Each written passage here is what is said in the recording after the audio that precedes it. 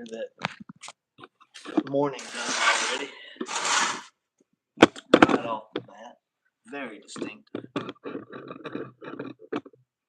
Beautiful birds.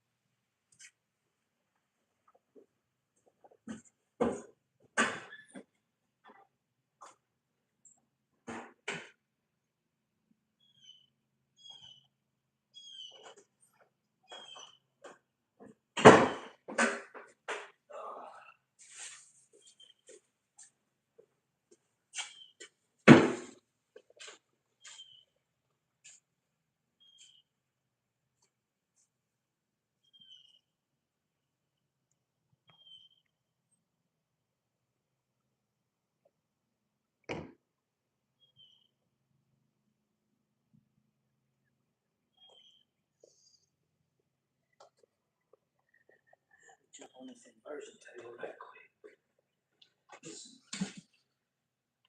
Inversion happening. Get some of that gravity inversion on that spine. That'll make it feel better.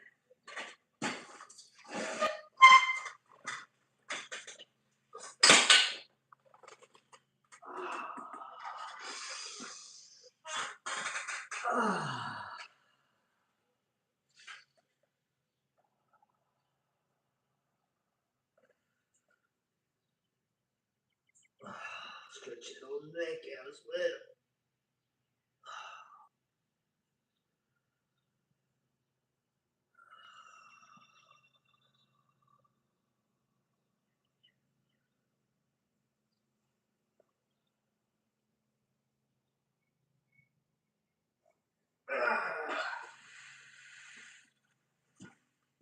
I need to get on this thing a little more often here. Get that back heel on up. Oh man. Back pain ain't no good.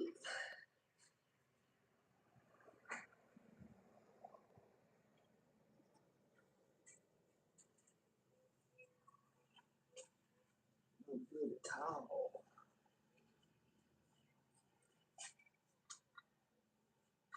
Years of abuse.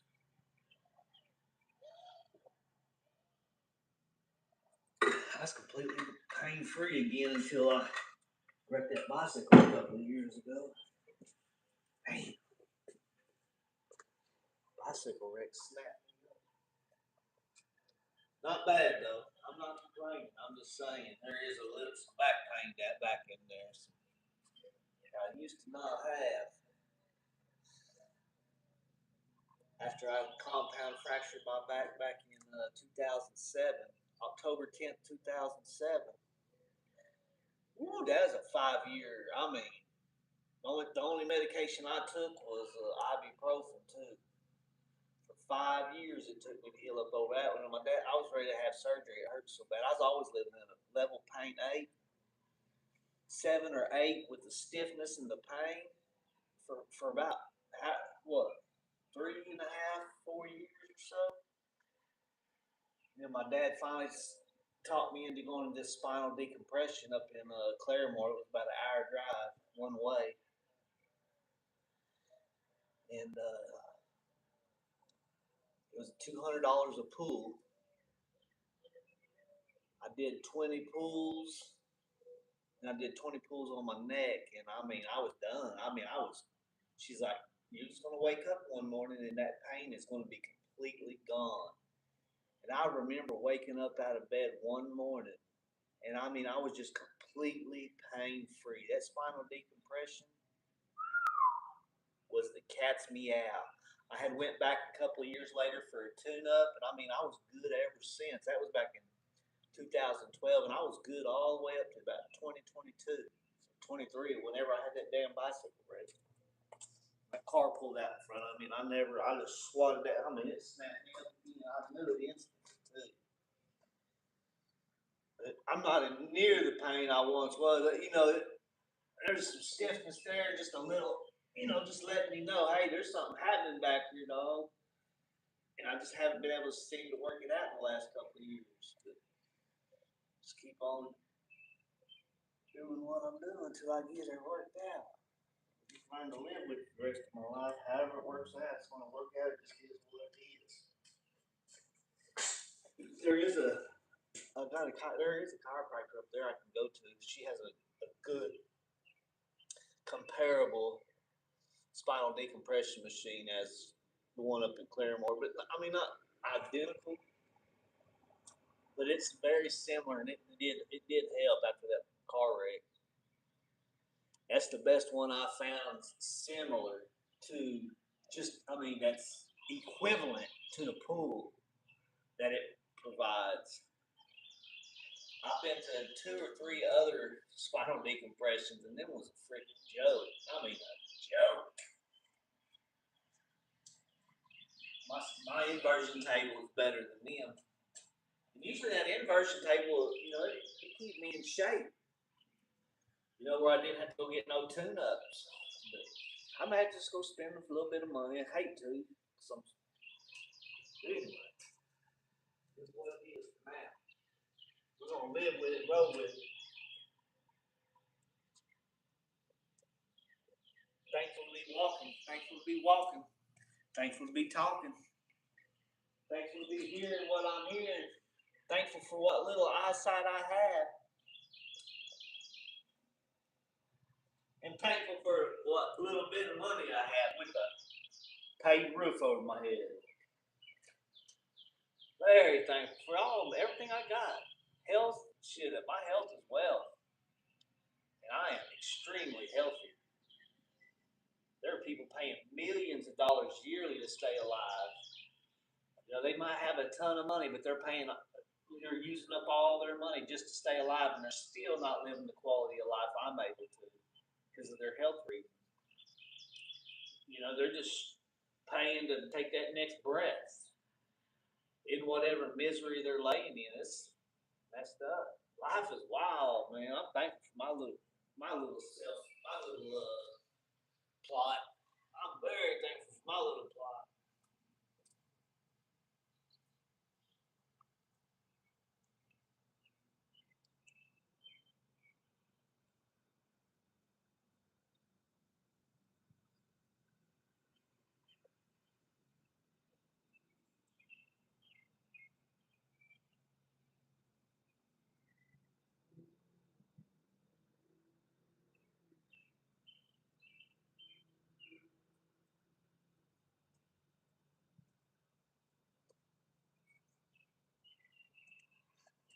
Go brush my teeth. That ain't what I've done. I have not done that yet this morning. Brush your teeth.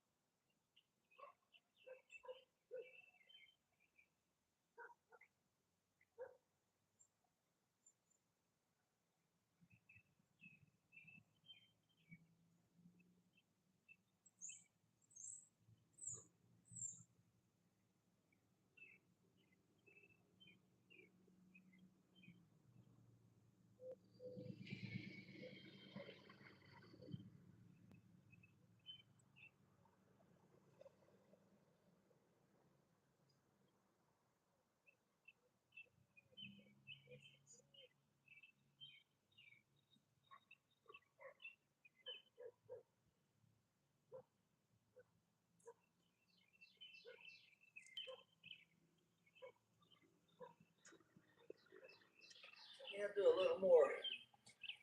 Get my steps in this morning and listen to a little something that interests me. Do a little listening. Try to learn something.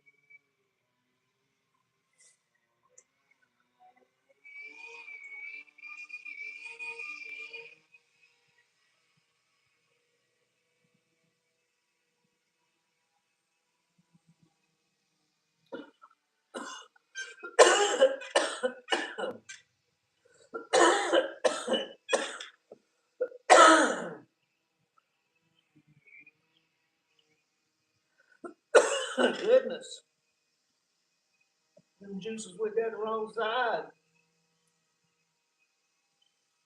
Them spearmint juices. They're spearmint. I like them spearmint.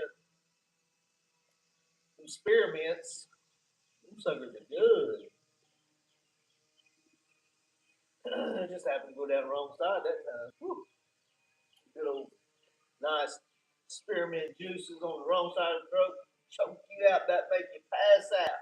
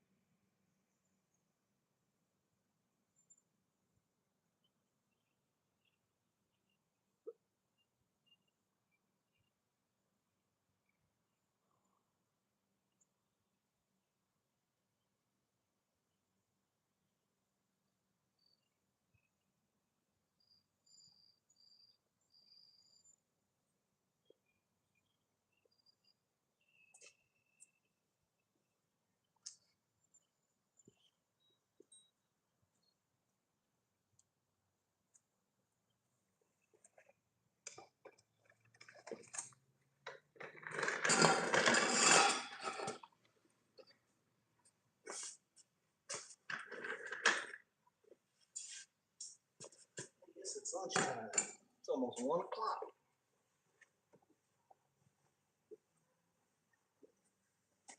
My first listen, I learned some stuff. That book I'm trying to listen to, I'm just not that interested in it. I thought I would be, but I'm not. Rather sleepy.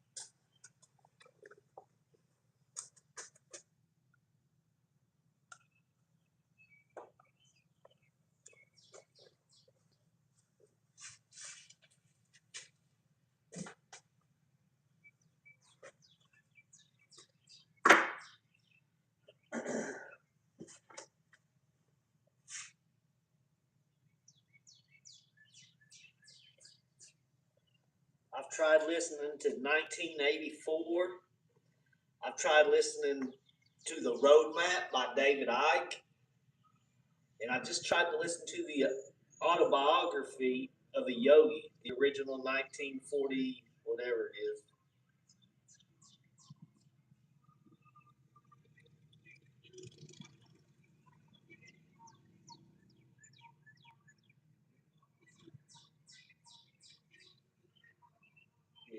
I'm trying to pick it up here.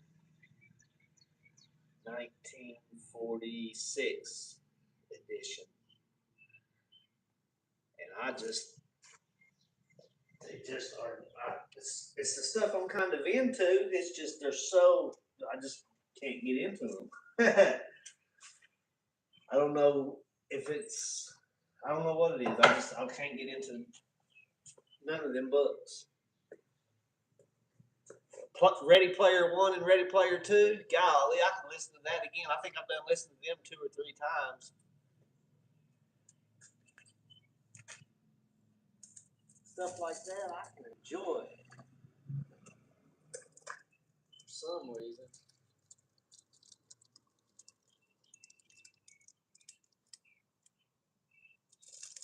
And reading about being a yogi, I don't know. I just like to sit out here and practice being one. Goes back to my philosophy. Hell, I could teach you plumbing by letting you read books, and letting you read about it. But I could teach you a whole lot better to get out there and get our hands on it. It's kind of like I just enjoy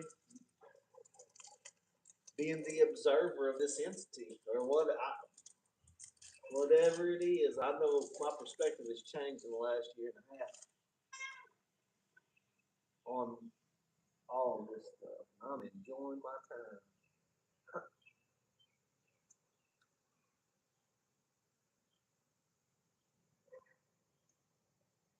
You cannot observe the observer that I know of. Like biting your own teeth, you just can't bite your own teeth. Like trying to touch your fingertip with the same fingertip, just can't do it.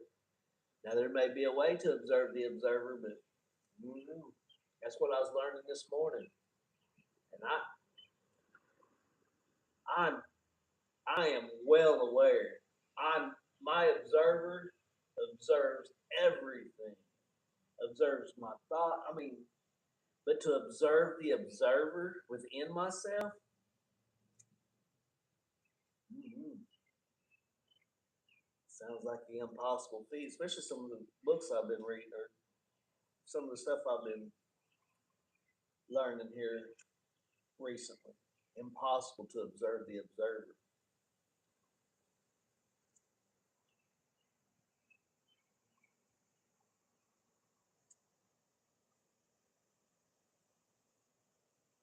But I know I have definitely spiritually grown tremendously just in the last 6 months. I mean, a tremendous, kind of like bamboo. How a bamboo will take years dormant underground, growing its root system, and then all of a sudden it just shoots up 90 feet overnight. Kind of like how my spirituality is went. It's like I've been underground, just setting my root system, and I mean I've just sprouted. It's tremendous.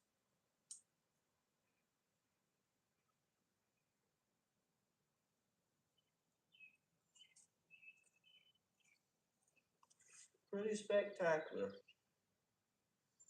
My state of being, my current state of being in this moment, the peace that's within me, the knowledge, the understanding of of my journey anyway, up to this point, it's pretty spectacular.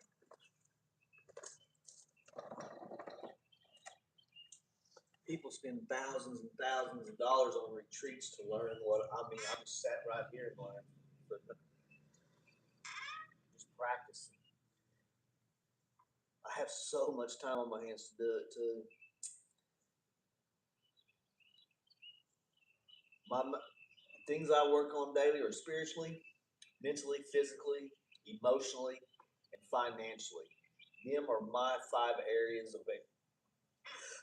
My five areas that I continually work on growing daily. And I try to wake up a better version of myself each and every day, a little bit more of each and every day, just a little bit better. Like compound interest in the stock market, y'all. But a lot of people are unable to do what I'm doing for the reason they have to go to work every day. I mean, the majority of folks. And I mean, who wants to sit around and do nothing anyway? I used to not. I used to be in the same. I used to love running, not to keep my mind occupied, just because there was so much life to live. But I've already done all that, and I am enjoying this part of my life. Enjoying it.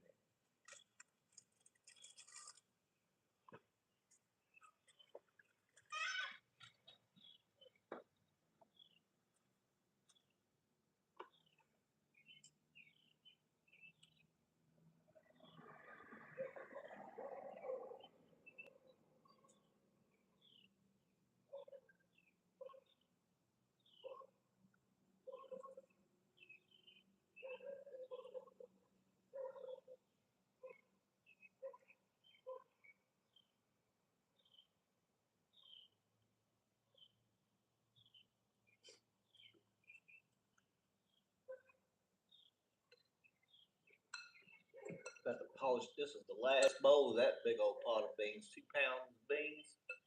I chew on them suckers 6 days a week for lunch every day. Make 2 pounds of beans per week. I'll skip tomorrow. I won't even eat beans tomorrow. I just eat them 6 days a week. But I'll make them on Tuesday. Then I'll eat them through what? Man, I don't know if this bowl of beans lasted the whole 6 days. This might have only been 5 days. When did I make these? Tuesday? I think I made them Tuesday. Tuesday, Wednesday, Thursday, Friday. Yeah, 6 days.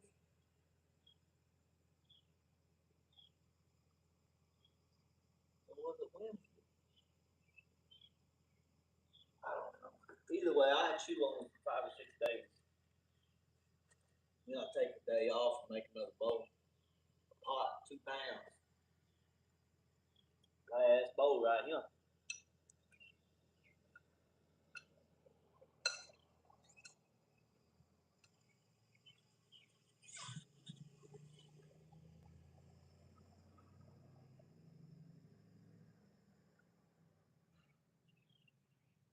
I was watching that guy Weedy. I'm sure that's his father's home.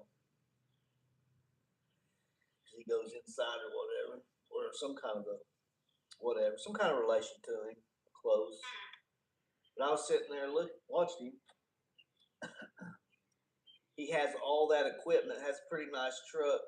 There's no telling how many hours he puts in daily just to upkeep what he's got. I mean, I used to be the same way and never getting to sit down and enjoy these beautiful moments. His mind is probably off to his next project. Why he's driving his truck, not enjoying the moment of driving that truck. Probably in his mind, off to his next project because he's so busy. And what's next? That used to be my life, plumbing. But we would be on the way. I'd wake up in the morning. I'd run the job through my head. I'd grab up Bub, and I'd have my parts list in my head, and I was constantly running the job through my head while I was driving. But I remember that just now that I'm chilling, it's not like that anymore. Sometimes I'll still not think of jobs how they're going to go in the future. Not do the job in my head before it gets there, but run like scenarios similar to how my future plans could be. Like financially. And there's nothing wrong with that, but I've learned I've learned differently, and I practice staying in the moment, day in day out. But sometimes I still run into the future like that. Planning future for planning my future financially and stuff like that. I still do that a little bit, but it's all automatic anymore. There's really nothing to think about. It's just automatic. try to stay out of the past. You know, I've lived the past the same way a lot of times. You know, thinking of moments how I could have said something differently and acted differently, but I wouldn't change a single moment, not a single word of my life, past to present moment. All the mistakes that I've made to get to this point. Wow. Kind of like weightlifting, you know, it takes a lot of failures to go from bench pressing 85 pounds to bench pressing 320 pounds. It took a lot of failures to get to that point. A lot of failures. That's life is the same way. I like using weightlifting as an analogy because I did it for so long and I know the road very well to get, you know, from a 150-pound man can't even bench press 100 pounds to a 185-pound man bench pressing 320. I know the road it takes. I know the road it takes to get to this level of awakening, if you want to call it that, this level of enlightenment, if you want to call it that. A lot of failures, a lot of learning, a lot of 16, 18-hour days, 7 days a week. That was my life. I know the road to this point in weightlifting and in life.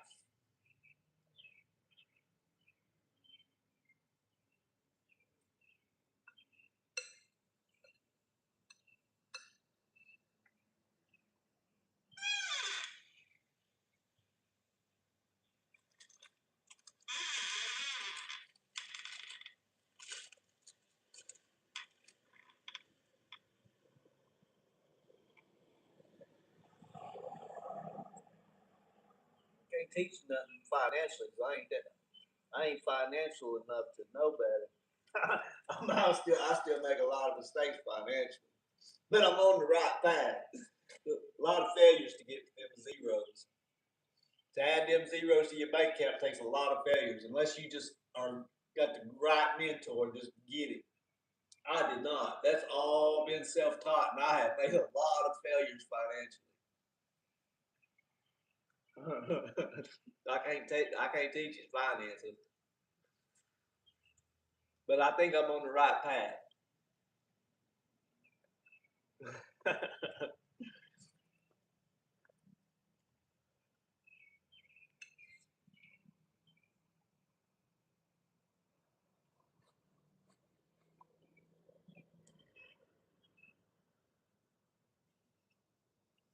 I know how. I can teach you how not to make a million. I can teach you how not to make a million. I can do that. But what's crazy is the way I couldn't make a million, you could.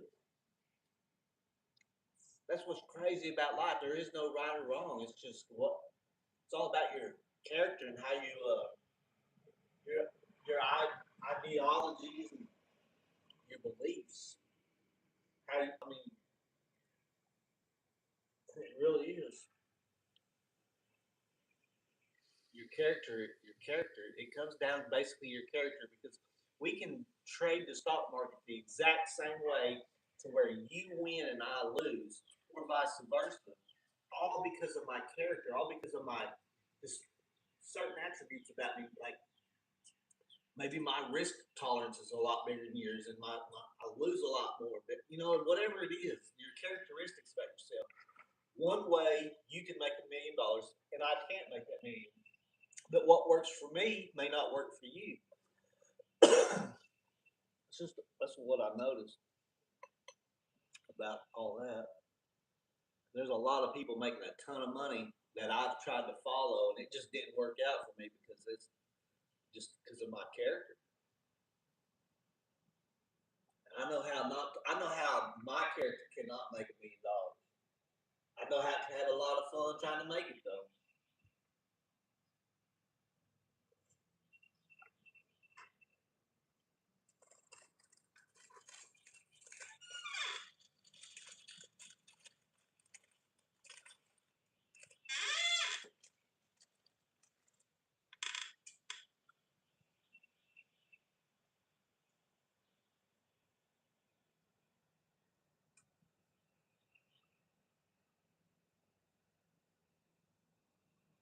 I've had a lot of fun chasing that money.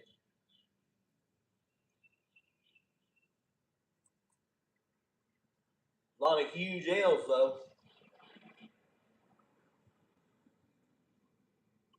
A lot of big L's. Big losses. Huge losses. Huge for me. May not be huge for you, but they was huge losses for me. Huge fails. That just chalks it back. Chalks it back up to weightlifting. I used to could only bench press not even 100 pounds. And I worked my way up to 320 through a lot of failures. Finances can be the same exact way.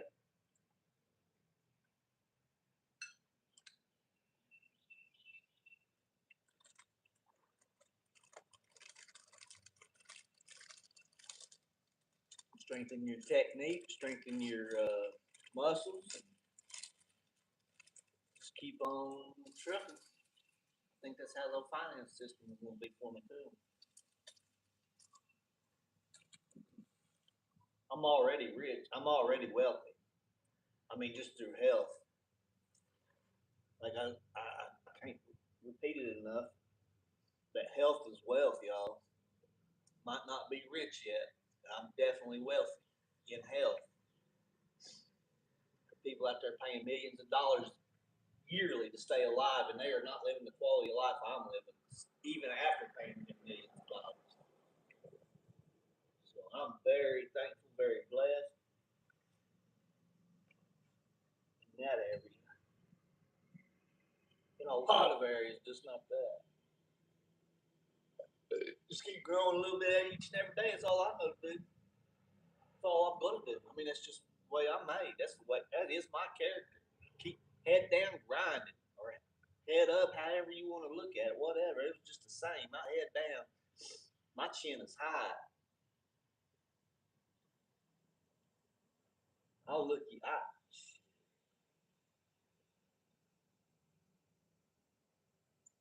got a lot of character. I have built a lot of character over the years.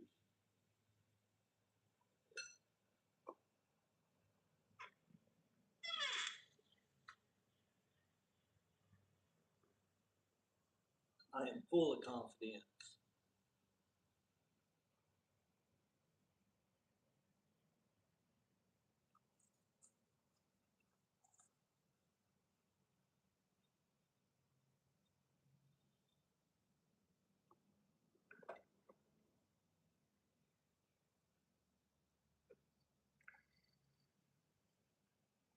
Full of charisma too. It's just I'm over all that.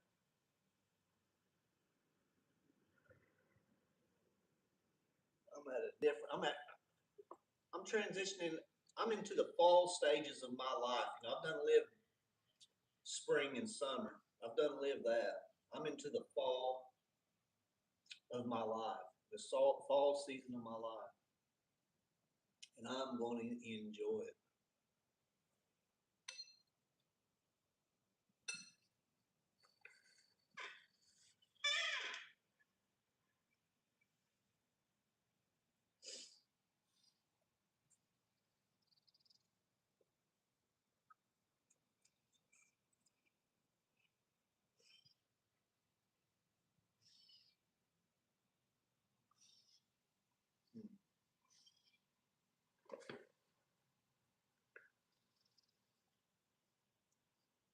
I have fought many battles within myself, deprogramming all the programs that was pre-programmed in me since childhood, and all the traumas that one goes through life. I have fought many battles, and they're all been recorded. I have documented my entire life on this goddamn internet. It's all documented. And AI, now that AI is taking over, there's no telling what. I mean, there's so many wild ideas that I can get inside my head. What's capable in the future, which is already possible. Because if you can think it and imagine it, it's already possible. And the things that are going to be possible, that already are possible, most people can't wrap their mind around. downloading your consciousness into another meat suit. You just going to sleep, like going to sleep and waking up, and you just still you. That's what all these data centers are about. They're everything you do on the internet. You got a special little chip inside them data centers that is you, and you in the future you will be able to download that consciousness off that computer chip, have memories installed. I mean, there's so many possibilities and capabilities. That Cognify, I think it's called Cognify, where they can already do it. Implant memories inside of you that you didn't even live, but you think you live because they implanted that stuff within you. Remove memories. That's hell. That's some of that Men in Black stuff, where they wipe you after the alien abductions or whatever. It's already all exists. We are living way in the future. The scientists say this place, the universe is 14 and a half billion years old. In 14 and a half, we are definitely living. I'm just going to use it for an analogy, 10 million 2026, where we are already downloaded. This is a pre-programmed entity, and the little floating orb that you can call consciousness, awareness, implanted into that entity, and you're just observing it. You are pre-programmed. You think you have free will. You think you have free choices, but you do not. You're just the observer. You're just along for the ride. You're on the roller coaster ride. And once you understand that you are just the observer, wow.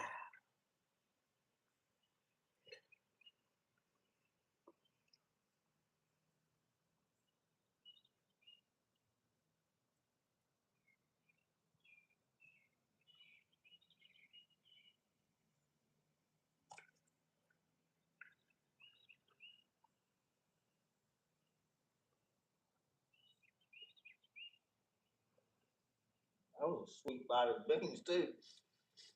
That had a good old amount of cinnamon on it. I put some cinnamon in there. I put some seasoning salt, some pepper, some crushed red pepper, and some cinnamon.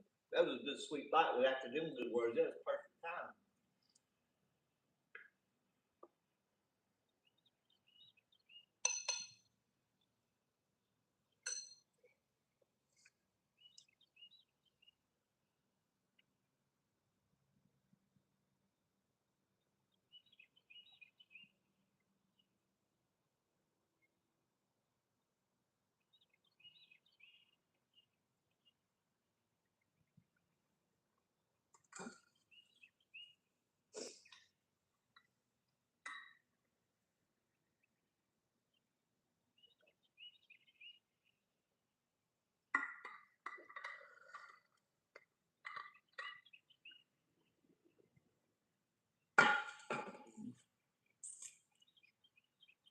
But here's another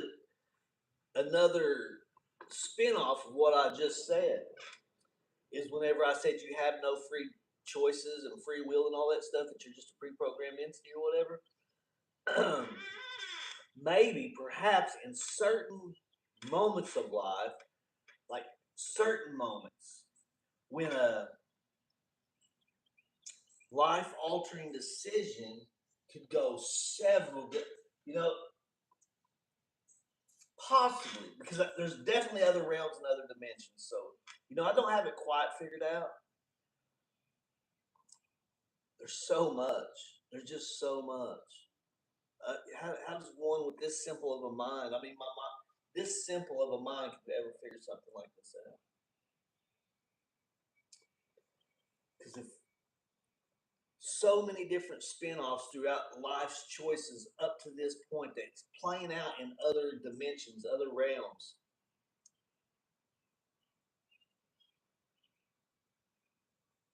And possibly, I don't know. There's just so much, so many possibilities and capabilities. I mean, just, mm, I don't know. There's just so much a guy can just keep spinning off of it.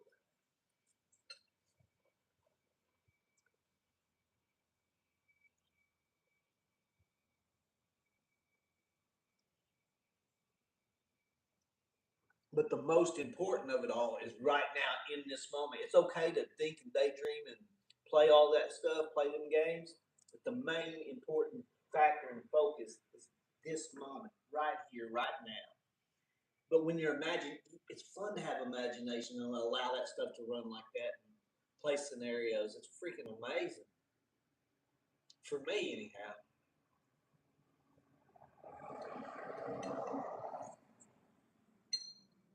I love that stuff. My imagination is enormous.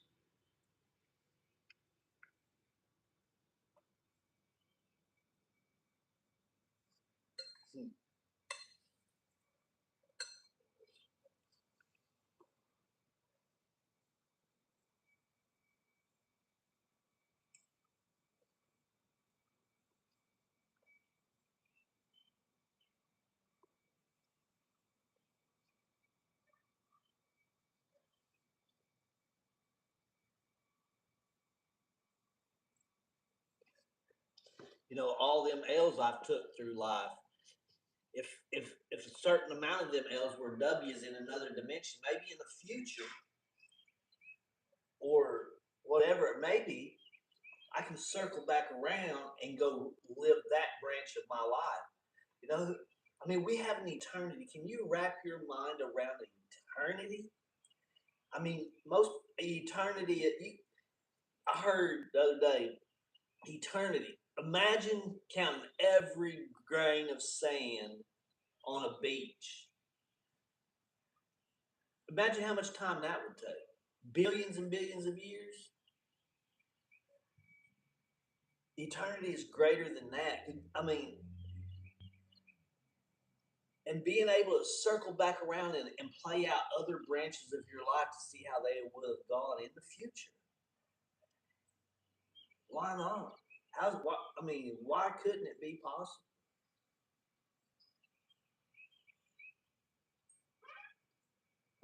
It is possible because I just thought of it, and everything that is already has been. Everything that is will be already is too. It's like the entire universe, the entirety of this whole simulation that we're in is one loaf of bread. I'm going to use the loaf of bread as an analogy. That the entirety of all creation is already created in one loaf of bread. And we're just in this one little tiny slice of that loaf of bread, playing out this one little tiny slice. Everything that is already, everything that will be already is because it's in the loaf. You just haven't unlocked it yet.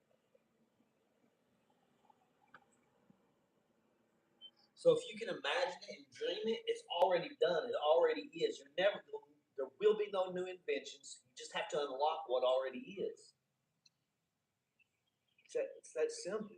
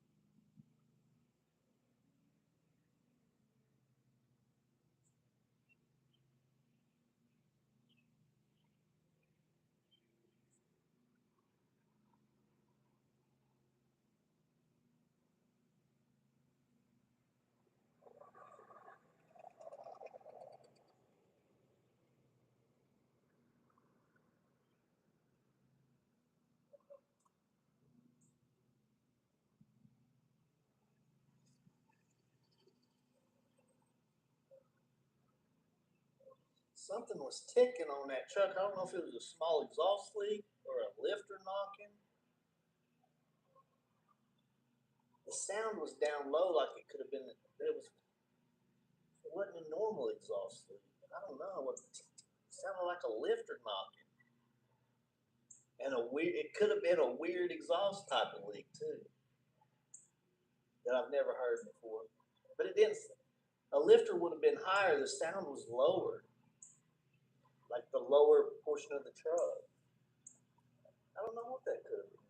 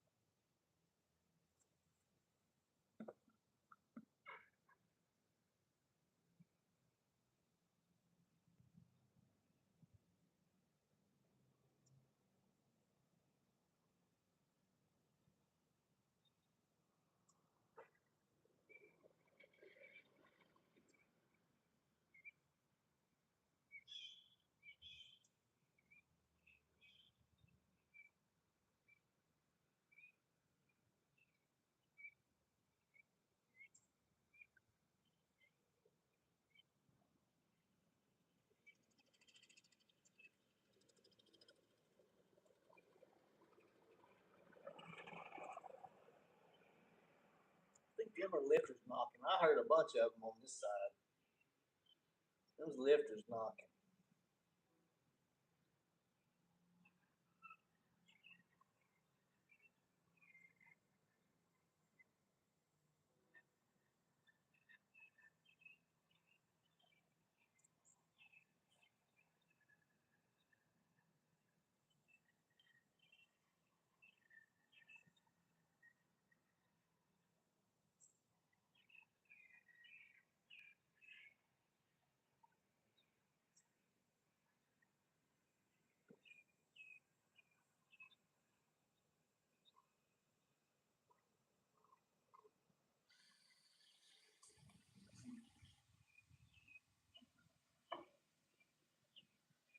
I need to do some push-ups and some leg work.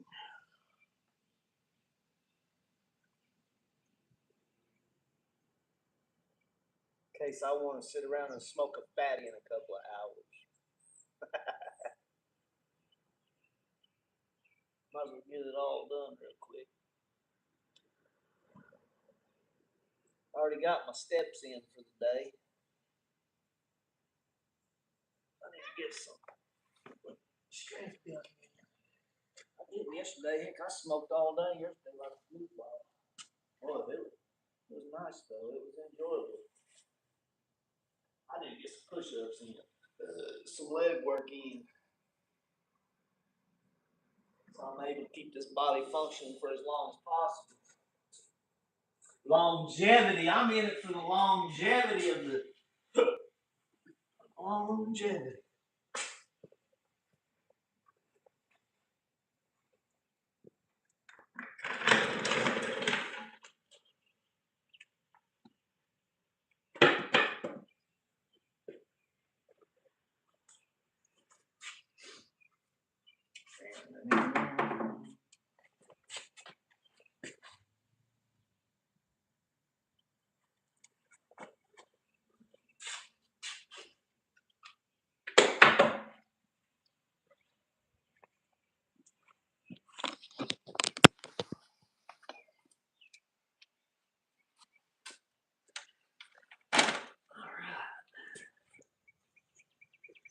I'll do my pull-ups and stuff in here. There's too much sun out there, but I can do my push-ups out there.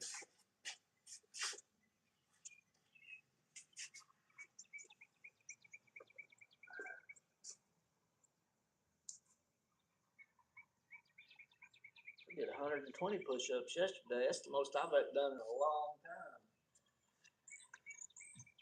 Push-up wise.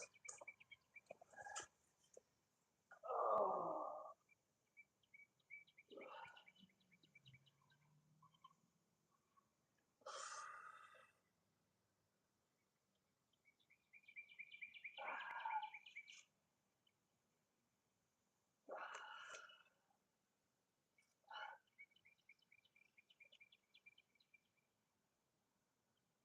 Yeah, I better not do no push-ups today. Heck, I forgot I did 120 yesterday. I did a few though. I work some legs this morning, this afternoon. Do some leg work. Here we go. Yeah.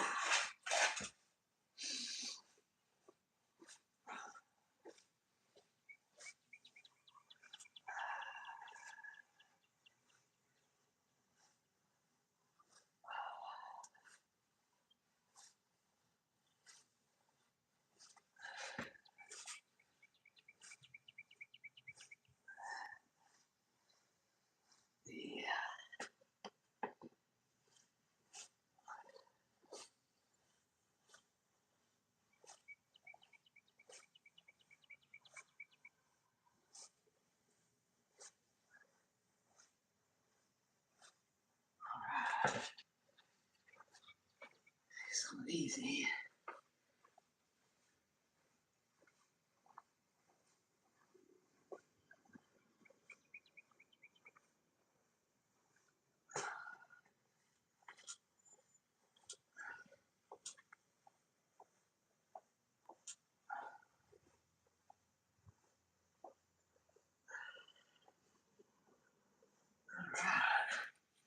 Let's get something easy here now.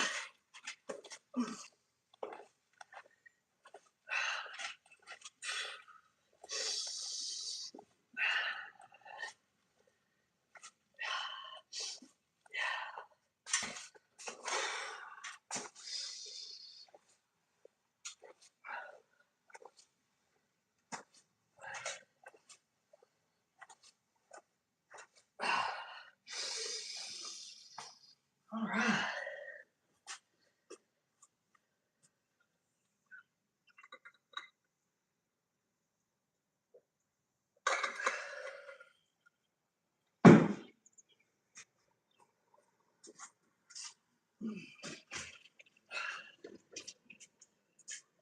some squats. Some sumo squats.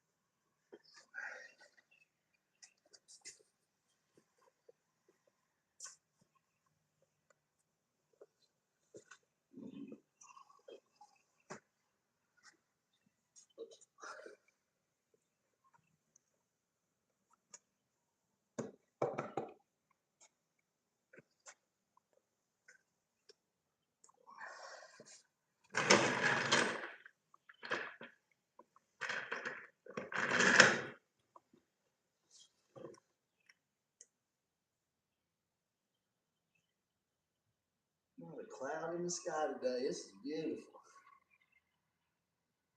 It's probably about, I'm gonna guess 77 degrees. Oh no, it's lower than that. It's gotta be, I'm gonna guess 74 degrees. Ain't no way it's close to 80. It's too nice. 74. Let's take a peek. Oh man, was I wrong? It's a different kind of 81. Usually 80 degrees, I was in the house. This is nice. This is a nice 81 degrees. Wow. Last week when it hit 80 degrees, I was in the house. It's like it's just different. It ain't even that hot. I mean, I was in the shade sweating at 79 last week and the week before. Sweating. Strange. I'll take it though. This is freaking beautiful. Golly, this is nice.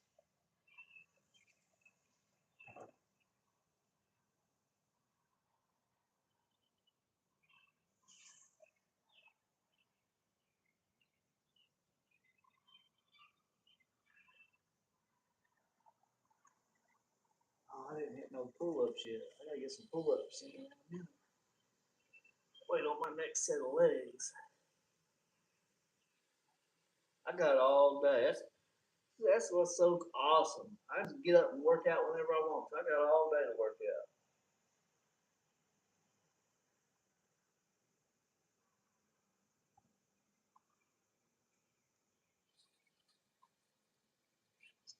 I don't care about the intensity anymore. I'm over all that. All the little birds hanging out. I love that. Had one land on me the other day. I was nodding off though. I was in between asleep and awake. And when that bird landed on me, I was up there like this chilling. When that bird landed on my knee, it jolted me awake and it flew off, unfortunately. But it was still a pretty cool moment.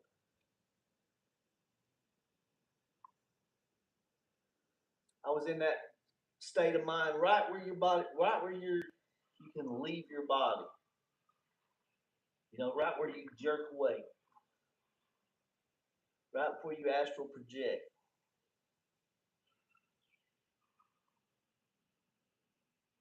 I was in that state.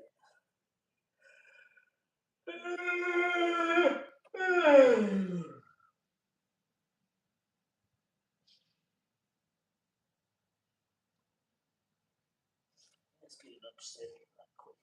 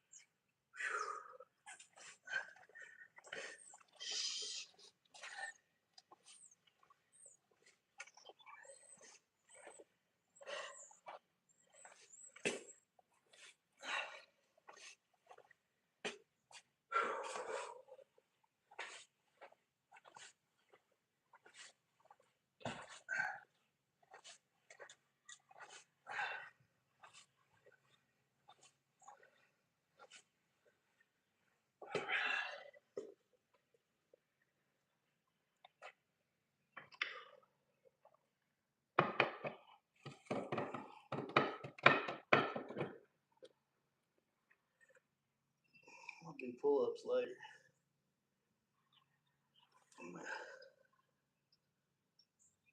As long as I work everything once a week real good, that's good. Each muscle group once a week real good. I was doing full body workouts every single day, but it becomes taxing the older you get. It's pretty taxing on you. So I might just go back to doing, who knows what I'll do. I'm just talking. As long as I work out each muscle group once a week real good, I'll be happy with that.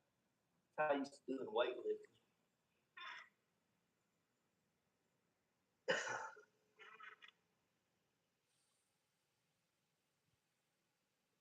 Stay strong.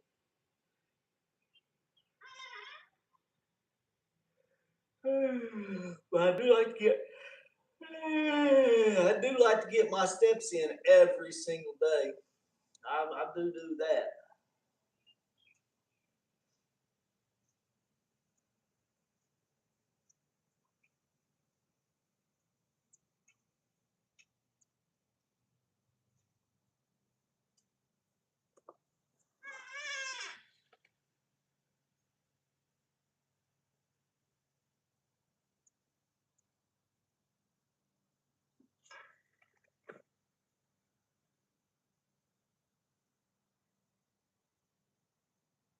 Won't be sitting out here come summertime. I might make it till 10 o'clock, but I'll be out here early in the morning, like at 4 in the morning. I was up at 4 o'clock this morning, but it's just a little chilly. I was up yesterday at around 5 o'clock yesterday morning.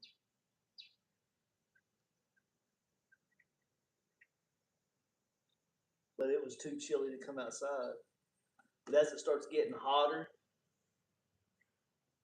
heck, my time schedule changes. You know, I might wake up at 3 in the morning. I mean, usually I do wake up around 3 in the morning. This winter, I've been sleeping in till like 8, 9, 10 o'clock. Just, you know, now that it's getting springtime, I'm kind of waking up a little bit earlier, but anyway, I might be out here at 3 in the morning on some mornings, 4 in the morning, but I'll be back in the house by 10 o'clock here before too much longer because it's going to be getting hot. May end up coming back out in the evening time, but it's still 100 degrees as the sun's setting over here. 95 humidity. Woo! I'm kind of spoiled these days. Think I used to work out in this stuff. I don't know how I've done it. Well, I remember that one day, the hottest day of the year, me and my uncle were in the middle of the street, jackhammering the street up. We had to replace the sewer line. I mean, you couldn't stay out there 10 minutes. I mean, you'd about faint. So we just left the dang truck running. Man, it was hot. We'd leave the truck running, go work for about 10 minutes, and get back in the truck for 10, 15 minutes. It was brutal. It was brutal. Which the equipment did all, you know, we didn't have to jackhammer with hand. I had a machine that jackhammered it, but it was so hot that the intensity, I mean, it was probably 115, 118 degrees out than whatever the asphalt and concrete. The asphalt, which was concrete under the asphalt, but asphalt on top is even hotter than that. I mean, it was just blistering. Couldn't even breathe. Your heart, I mean, I still remember the feeling. You could just feel your heart just panting. I mean, it was so brutal. But we finished that job. It took us all day, but we got it. You know, I had the concrete man come back in and fill it in the next morning. And then the city came and put together asphalt over the top of it. We did our part that day, even only working 10-minute intervals, 15-minute breaks. We'd alternate. He would, we'd alternate.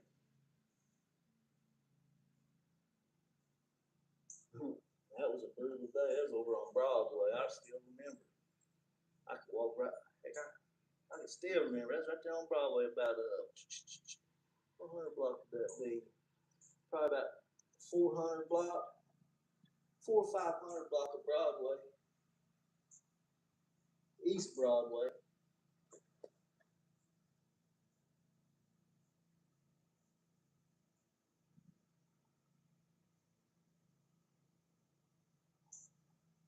Whew. That was the toughest job I ever recall right there. Just because of the heat.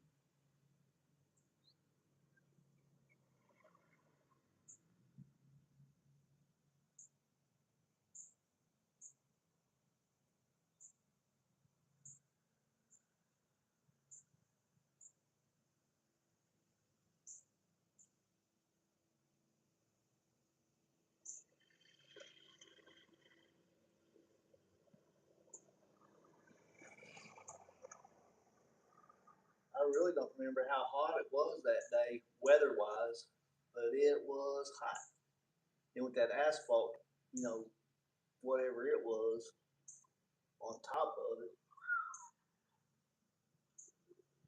I mean, your heart was just pounding so fast like you've been running a sprint.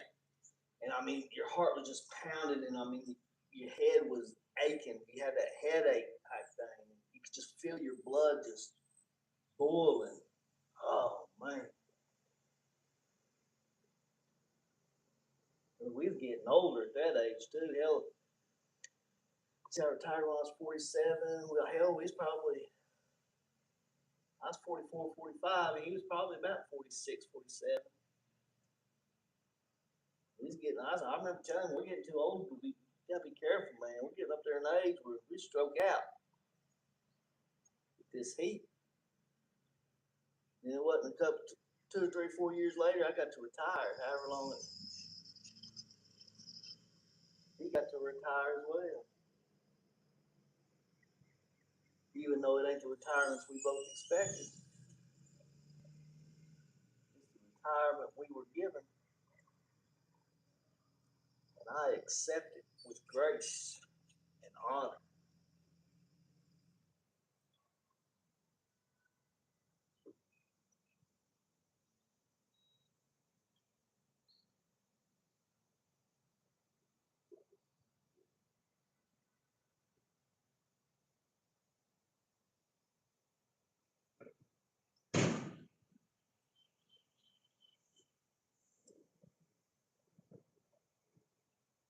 See, that man's been working all morning, whatever time he showed up. He's had no him time to sit here and just reflect and just catch up and just be. He's probably thinking of what he has to do after he gets this done, right as he's doing what he's doing.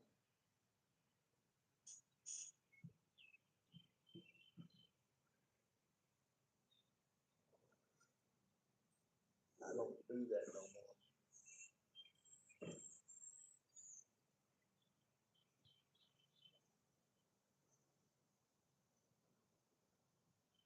But who knows? Hell, he may be further advanced than me spiritually, where he's in the moment doing as he does and just knows he's the observer of what he's doing. He may be further advanced than me. Who knows?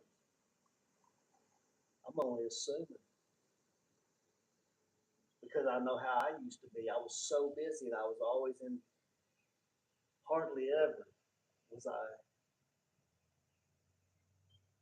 was always thinking about what I had to do next, who was next, how I was going to get there, how fast I had. Okay, I just remember how I used to think compared to how I think now, or how I am. I'm just in the moment, just live in the moment, unless I'm daydreaming, using my imagination, dreaming of what could be, how it could be. Sometimes I'll still go to the past, but I mean, things are changing for me, and inside things are just changing. Everything's changing within me from how I was before.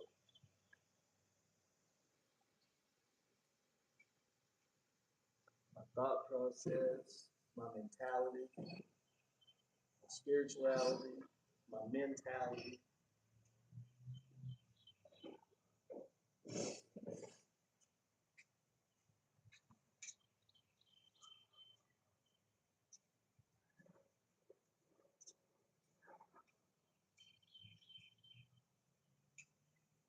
Sometimes you gotta slow down to go fast. My dad taught me that. Even though he was talking about something totally different, it applies to my situation. You gotta slow down to go fast. That's exactly what I've done. I've slowed down. Hell, I came to a stop. I'm going so slow, I came to a stop. But I am going so fast. It's like how bamboo just shoots up 90 feet overnight. You may not see a piece of bamboo for years and years and years because it's laying its foundation, its root system underneath the ground. Then you wake up one morning and you got a bamboo stick 90 feet in the air. That's how my internal being is at the moment. It just sprouted.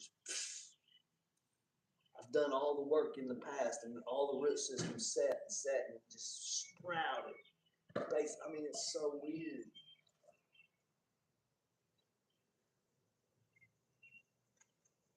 And exciting. There's no place else I'd rather be. Nothing to chase. I have nothing to chase. Nowhere I'd rather be in this world than where I am in this current moment. I have no desires, no wants.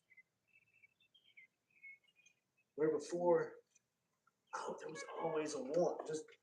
I don't know if it was always something, a new truck to make you feel better for a few months or something. I don't know.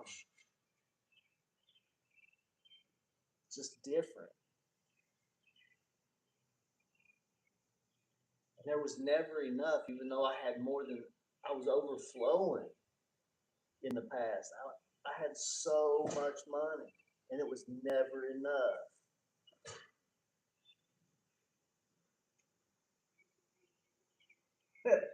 So, but that's what I was talking about earlier, where I was deprogramming my beliefs from childhood, and money is something you accumulate and stack and hold and try, And I was trying to learn to even get more and more and more and more and more. It was never enough. But that's part of that program, that pre-program that I had to delete. Well, I didn't even have to delete it. It got deleted from it because of my current circumstances. I mean, it's just different now. I mean, my view on finances are completely different now. And now I'm just collecting money just for something to do, just a hobby. I don't even need it. I mean, I'm gonna need some in the future, for maintenance on this home or whatever. But other than that, it's just a hobby to collect. I don't need a car. First of all, because I can't drive a car because of my eye. Can't freaking see, can't drive.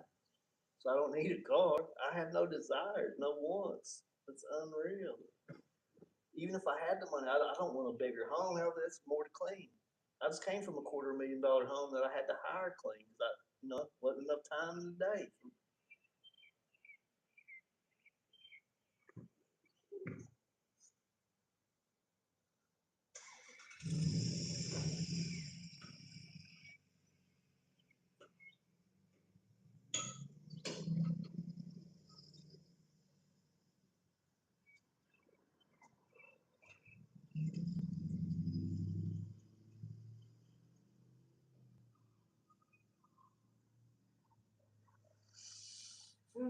This is nice.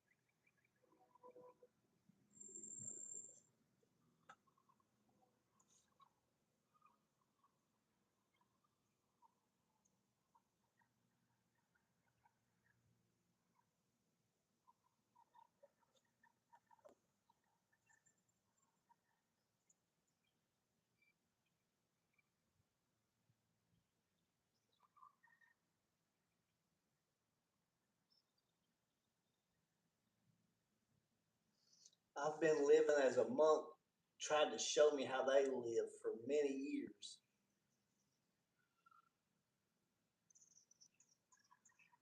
Where I wouldn't kill a bug, and just trying to live as they live, sort of, kind of it.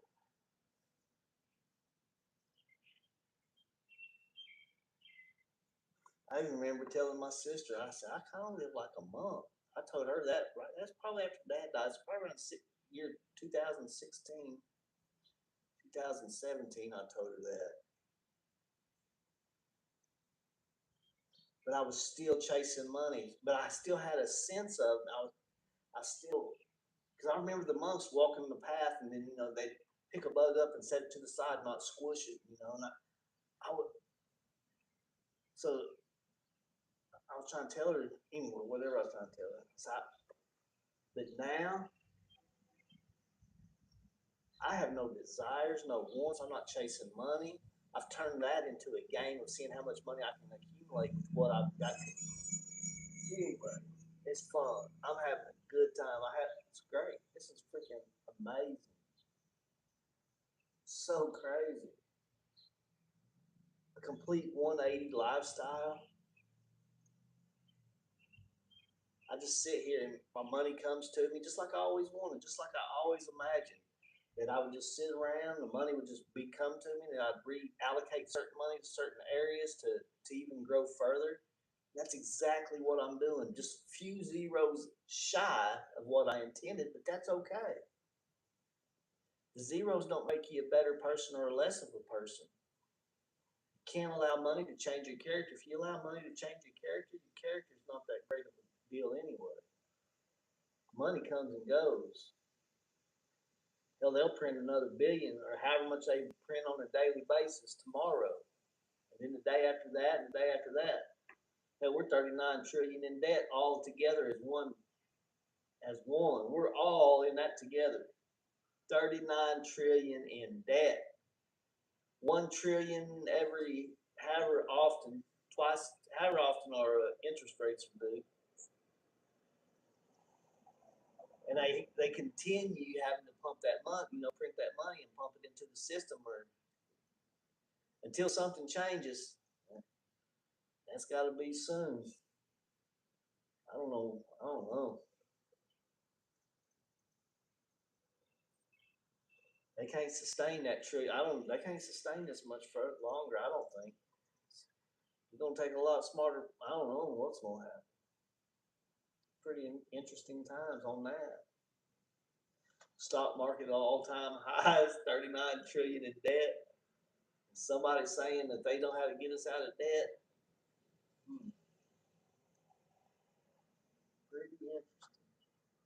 It's gonna be interesting to watch, and hopefully I can see it coming before it happens, so you can position yourself correctly to benefit from it.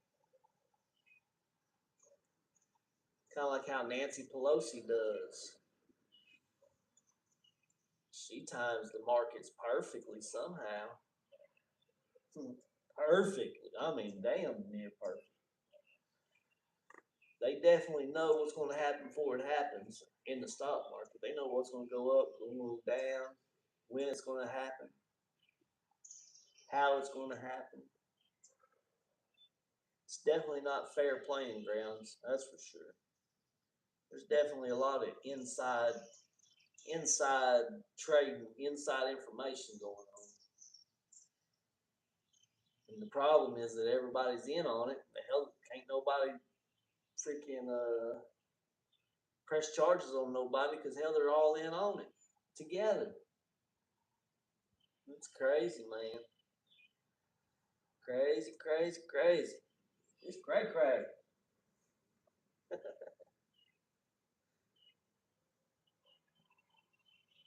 I guess kind of like them Epstein files. I don't even get it. I never even have got interested in that stuff. Hell, they're all in on that, whatever that shit stuff's all about. Because ain't nobody getting in no kind of trouble on no stuff like that. They're all in on that. CIA's in on it, all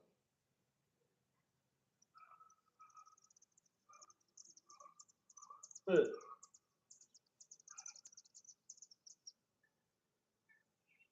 That's a big mess. Whew. So they're going to use war. They're using that war as a divergence of your attentions to get you off the Epstein files. I guess looks like they're going to start using these UFOs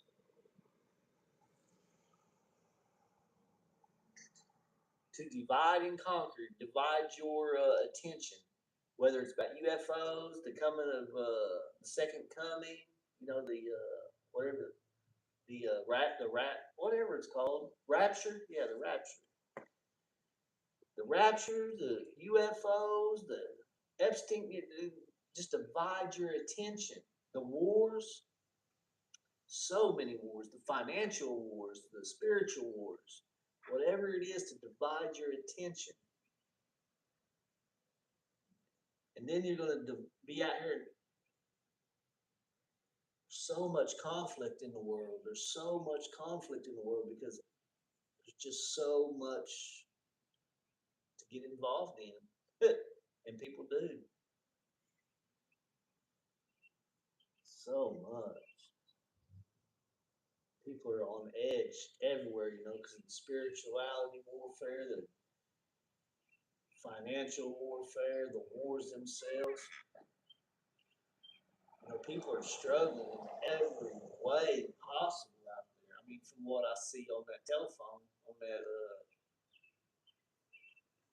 on that social media stuff, so much.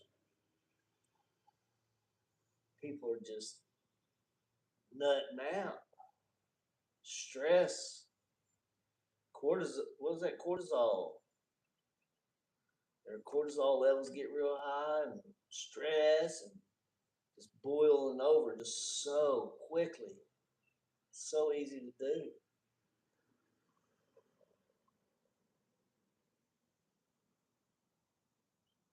And in a couple of years, once that passes, they'll think back and be like, "Dang." That's how I used to do it. And I'd make huge mistakes like that and blow up, stress related. And their ideas didn't align with my ideas, and whatever happened. How I could have been different in certain situations if I was thinking the way I'm thinking now. I used to think see, that's what got me to this level I'm at now, by thinking like that, thinking what I could have done different. And next time something similar arises, I try it, even though it may not have been perfect. You just continue growing, keep feeding that seed and keep growing it and growing it and growing it until you become something great. Until you become that bamboo stick that just shoots up 90 feet overnight.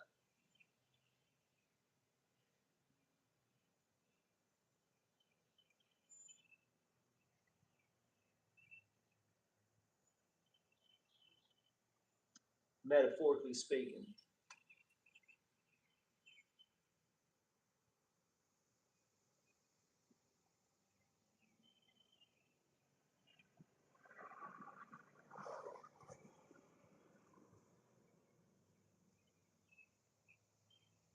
But being in business helped me also get to I got to rapid growth through being in business because you're dealing with the public day in and day out, especially with their money where people are most sensitive.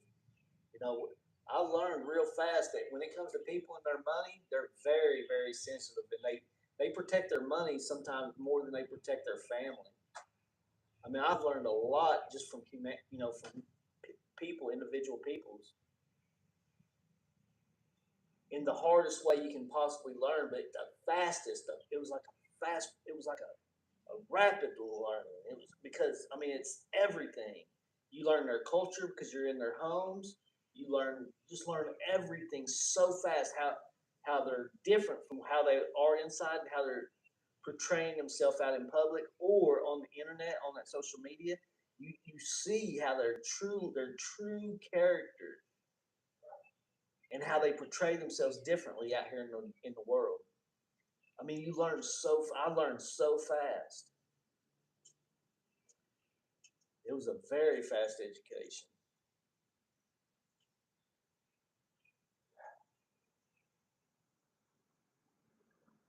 And sometimes everything I had, it was just a very great learning experience. If you want to learn about people, if you're interested in human psychology, human psyche, go in business and to where you get to take their money.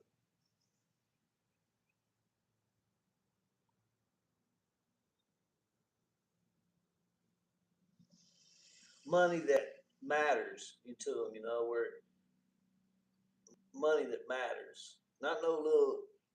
You might learn a little bit about people, selling little ice cream cups or something, little ices or something, whatever. But whenever you get off in their bank account, you learn some stuff. Telling you.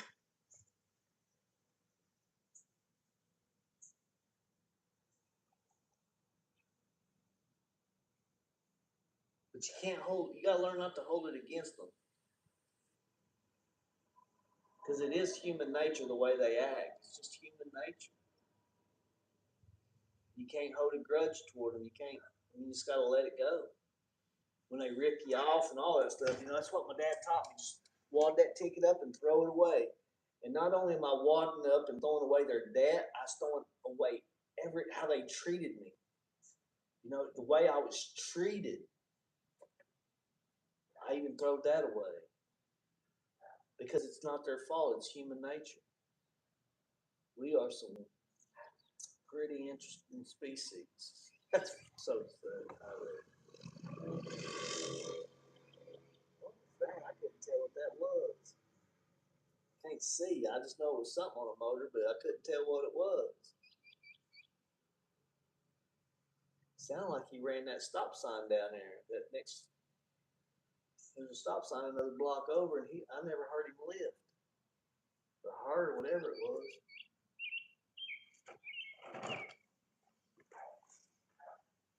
Usually I can tell if it's a motorcycle or not, but that sounded like some kind of buggy. I don't know. Couldn't tell what it was. A lawnmower? I don't know what it was. Can't see it. I can't see that good.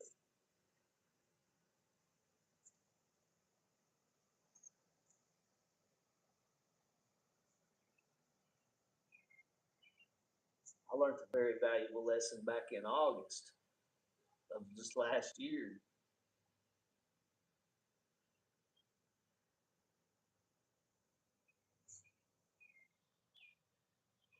Always learning lessons, it seems.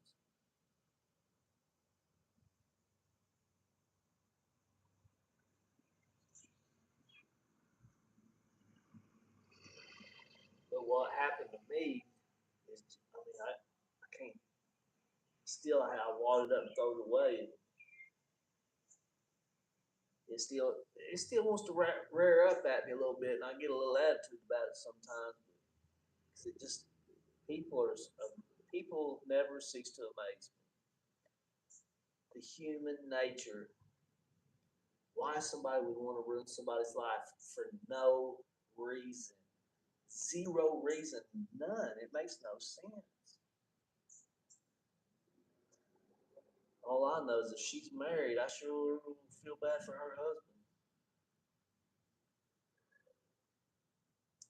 But definitely learning a life lesson on that.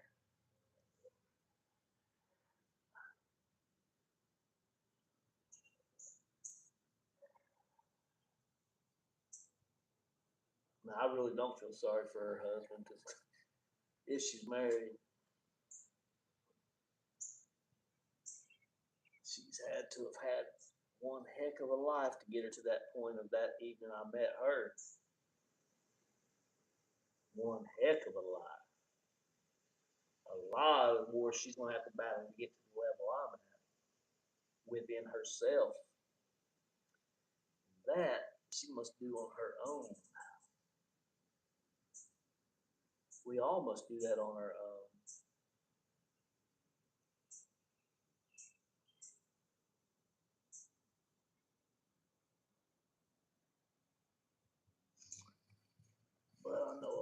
Most people will never reach this level I'm at. And there's going to be people that are much further advanced than me.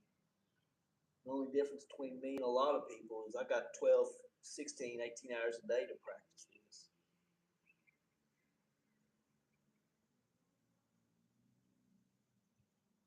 For most people, if they get an hour a day to practice this, they'll be lucky if they get an hour a day. I'm very fortunate in so many ways.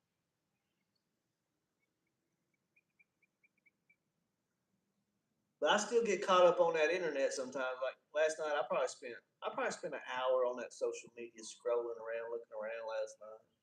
Probably wasted an hour of my day yesterday. Days where the weather's not permitting, hell, I definitely waste more than that. But I only wasted about an hour last night, if that, last night. But if the weather's permitting and forces me inside, I waste my time on it as well. When I'm outside, I try not to even get on there. I might listen to a little music, listen to a little book, or listen to something inspiring trying to teach me something.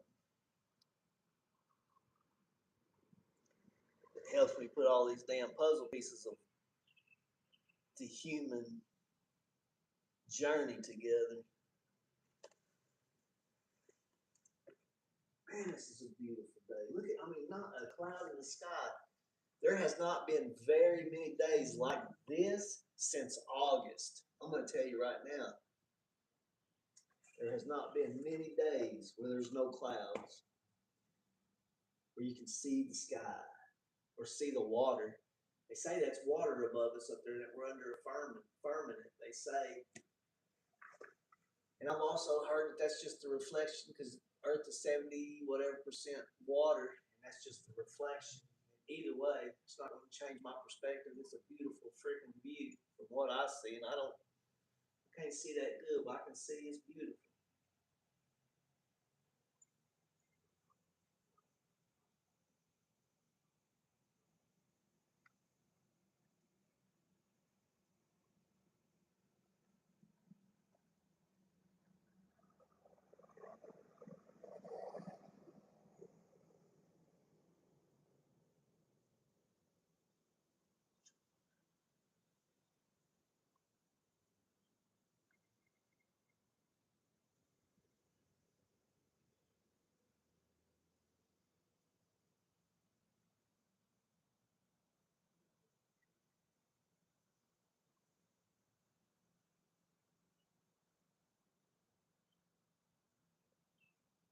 Six years ago today, I'd be riding dirt bikes out on the motocross track. 6 years ago today, on a day like this, 6 years ago, I'd been on the dirt bike track, making videos, documenting my journey, not spending no time with my wife.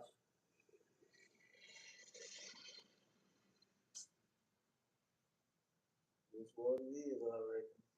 I wouldn't change a moment of my life, or I wouldn't be in this particular moment like this. But I definitely, it's just the way it is.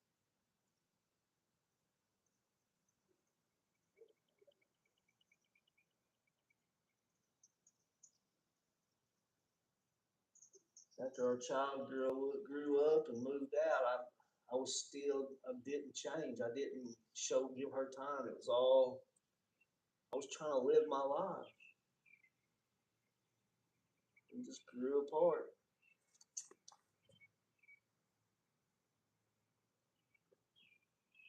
We just grew apart after 31 years. Pretty sad. She was very, very special.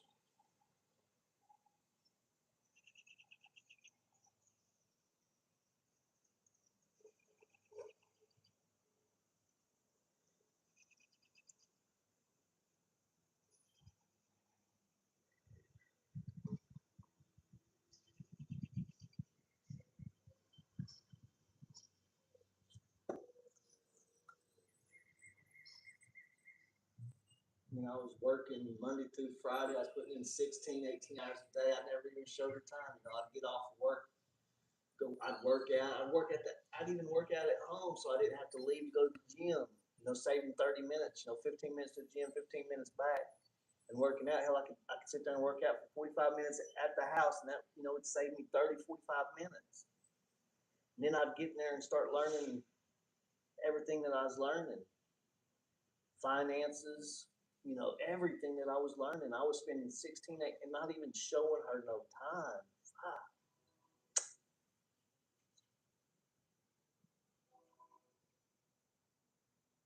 but it goes both ways. It wasn't just me. You know, she was there. She didn't give me no time. You know, she didn't come demand no time. She was just letting me live, and I just, you know, just is what it is. But I wasn't getting no time from her either, and you know, that's what I occupied my time with, was me just continually learning, continually running, because I was getting no time from her. I wasn't out searching for time from other females.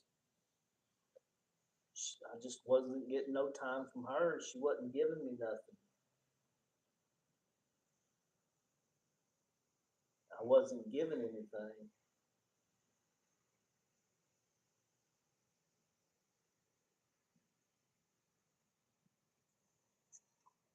We were we we were both going through our internal battles though as well. You know, she was fighting a lot of her younger stuff, that things that I didn't realize she was even going through till later on. And I was definitely battling my inner battles. All I was deprogramming all my programs that was programmed into me from childhood. Talk about a battle, and a you know, lot of battles.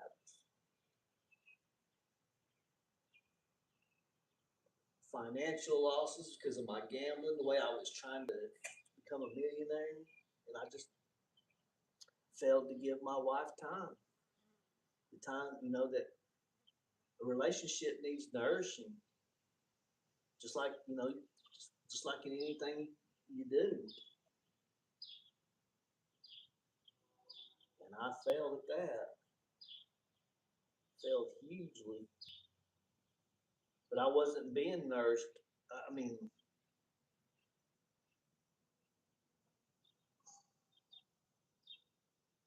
she nourished me enough anyway by giving me the love that I needed to get to the point I am. But I failed miserably on my, you know, I failed as far as giving her time to nourish our relationship, check on her inner being instead of just worrying about myself inner being. I failed at giving her time, and dang,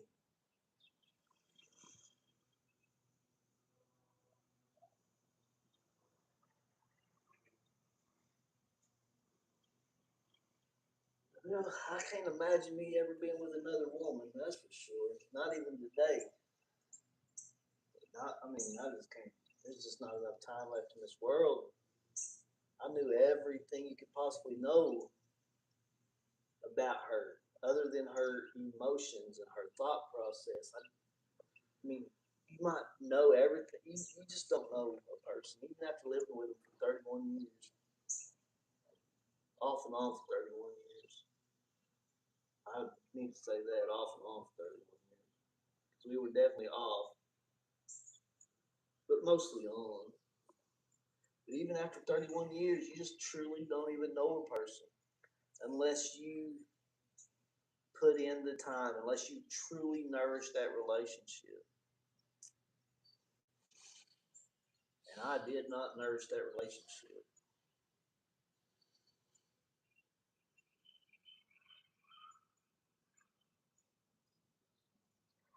I was more worried about getting,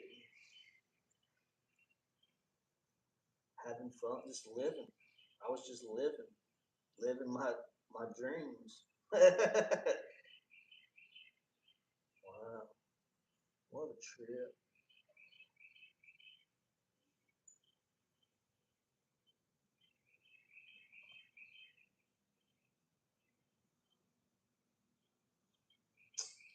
It's just the way it worked out. That's all I know. No, I mean, just the way it worked out. And now that I got all this time on my hands where I could nourish the relationship, and now the relationship's just toasted, it's gone. Sad. Even brought a tear to my eye. That's rare.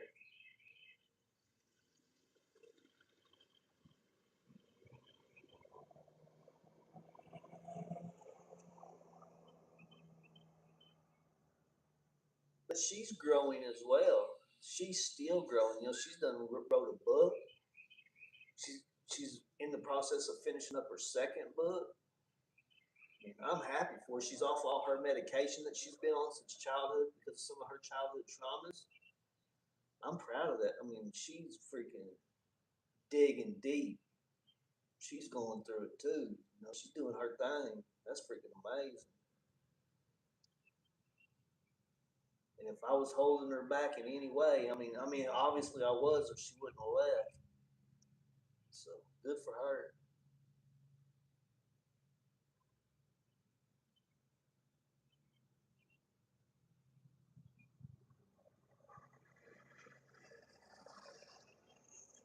I just can't imagine trying to pour that kind of time into somebody else. I mean, it's just so, I see people get married two, three, four, five, six, seven times in a lifetime. I'm just like, my God, I mean, just the way it's just because of my character. I just can't. Mm-mm.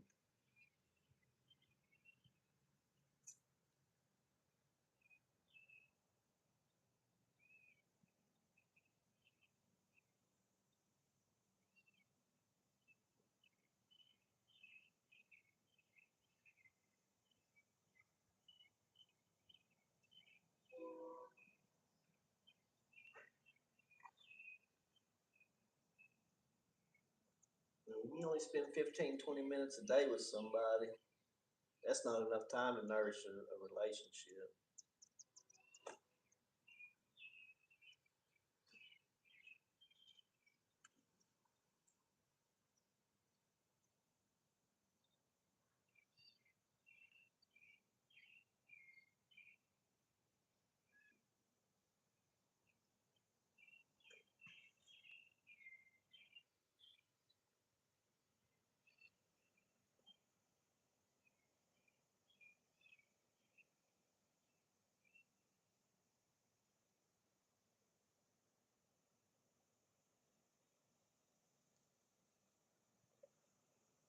These people that are jumping these relationships and continue with the same problems,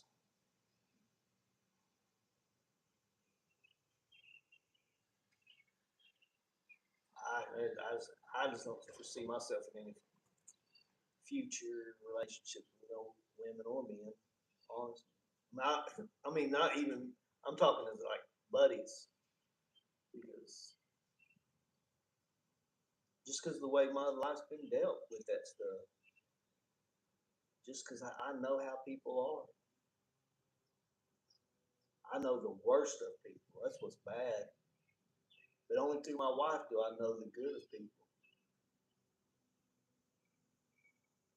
And she was the, she was a good lady. I mean, I'm a reflection. I mean, I know because I am sort of a reflection because of what the love she gave me is the love I pour out, and you don't see it around here. You don't see it in other people.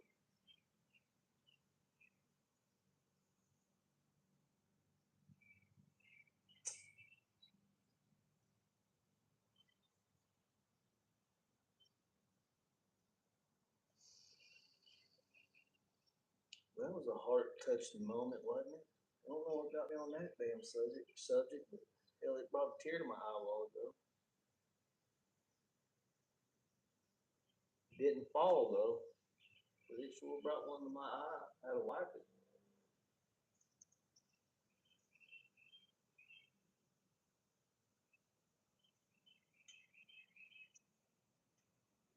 Oh, because I've been riding dirt bikes on a day like this because it's Sunday and it's beautiful out. I've been out riding dirt bikes. That's what brought it up.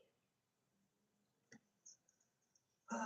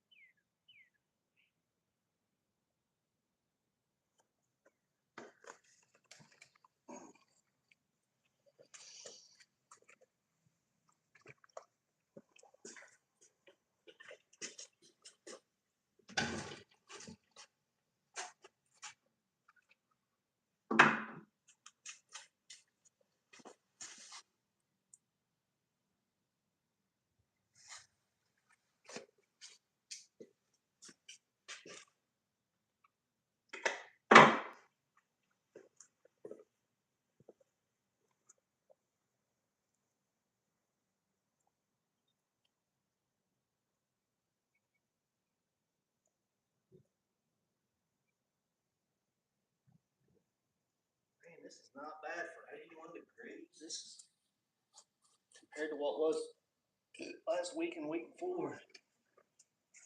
I was inside sweating at 80 degrees last week because I was out here sweating, so I had to go inside.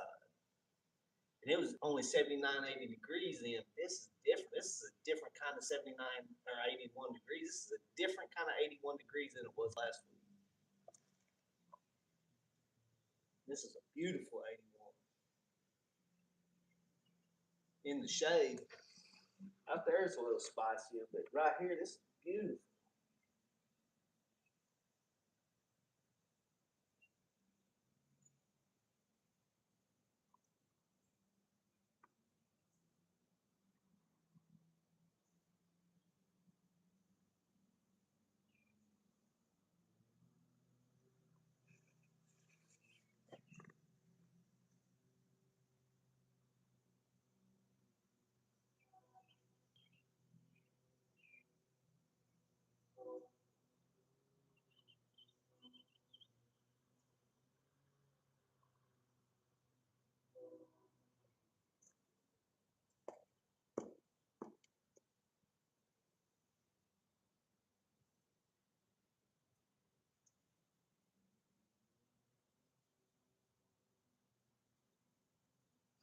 I think this is a good time to smoke a little doobie.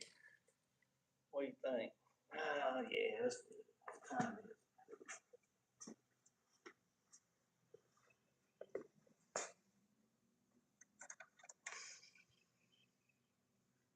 3 o'clock.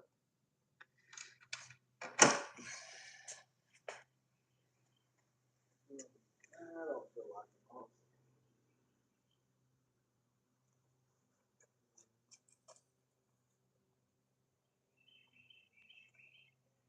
I don't feel like it. I don't feel like smoking right now.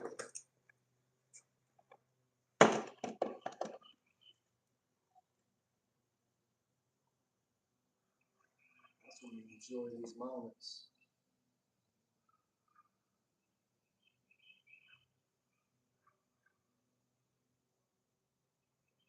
Look at this, it's perfect out there.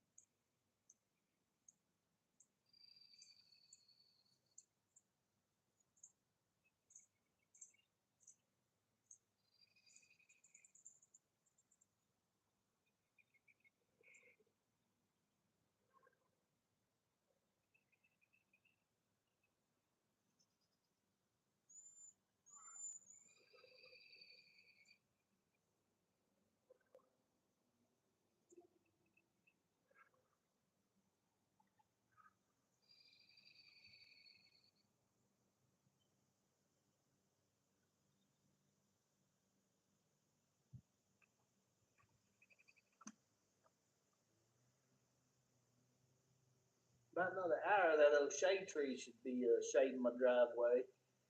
Be able to move on up out of there, out of this little corner.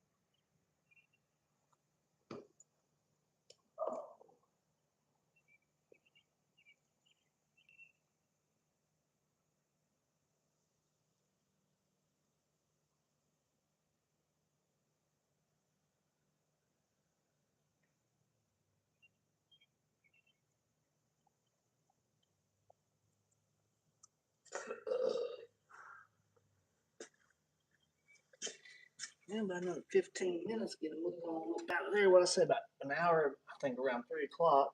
What time is it right now? 3:42, is that what it says? Yeah, about another 15, 20 minutes. Right at an hour, just like about what I said. Hello. Oh, there went my ego. Rearing up like I'm a badass or something. 'Cause I can track time because I sit out here every day looking at it. That was my ego. Rearing its head. Rearing its head like a.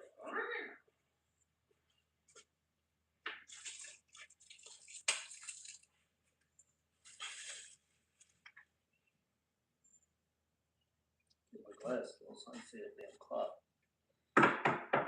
Feed that ego a little bit. Yeah, 43.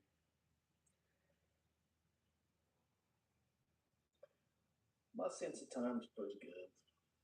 No ego involved.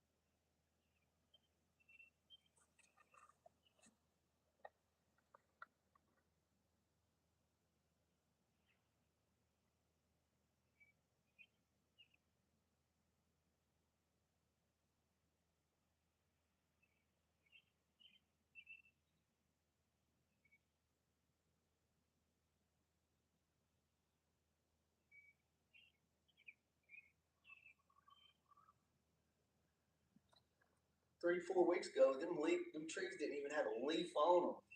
It's amazing how they just do what they do.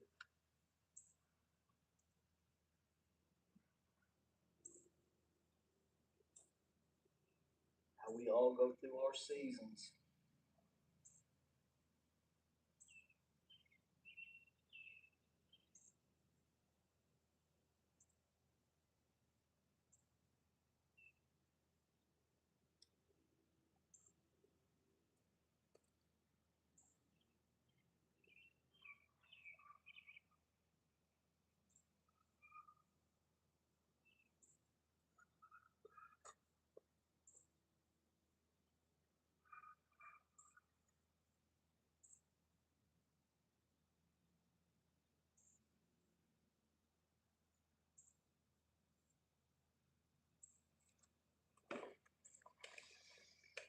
It's that time to mosey out there. Get a little more freedom other than this little corner.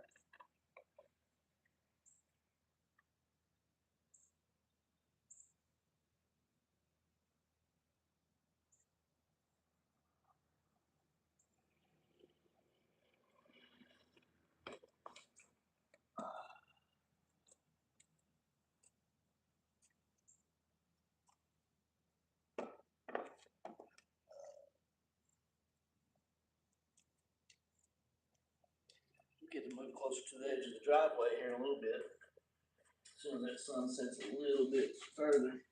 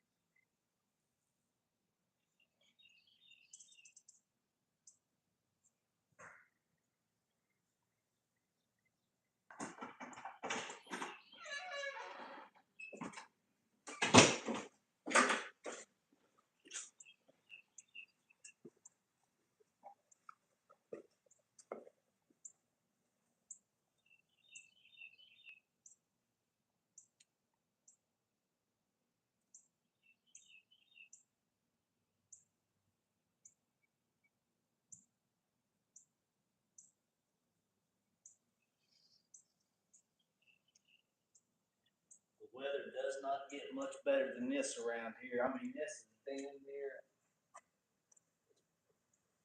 perfect as I could ask for. I mean, it just don't get much better than this. What a beautiful day this has been. Done a little healing that I didn't even know was the pain was there. I didn't even realize that pain was there. Done some reflecting. Done some future work.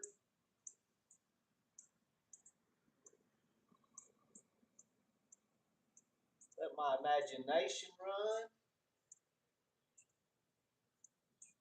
And I've lived in the moment. What a great growth day. Day of great growth.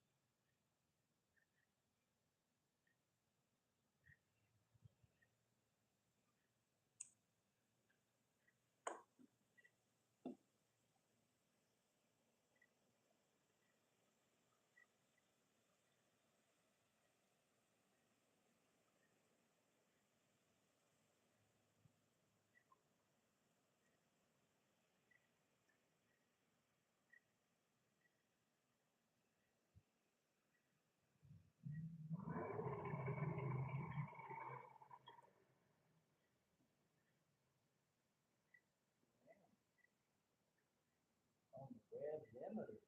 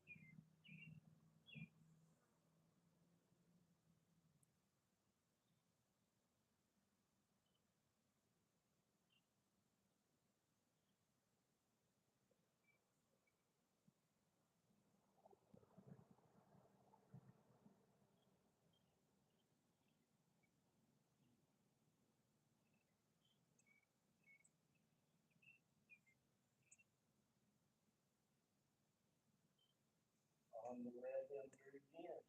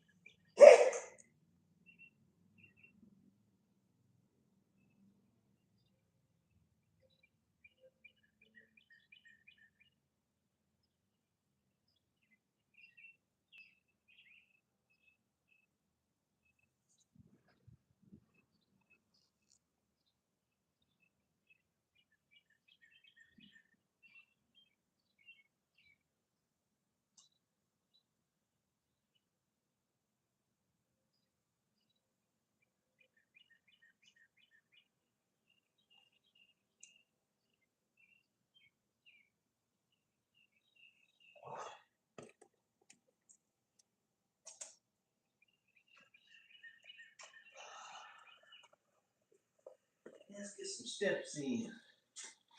Then we'll get a little more leg work done and some pull-ups, or not pull-ups, some pull-ups. I did push-ups yesterday. Done about $1.20 of them, 120 of them bad boys. And triceps. I did triceps and chest yesterday. Today we're gonna do legs and some pull-ups, do some shoulder work.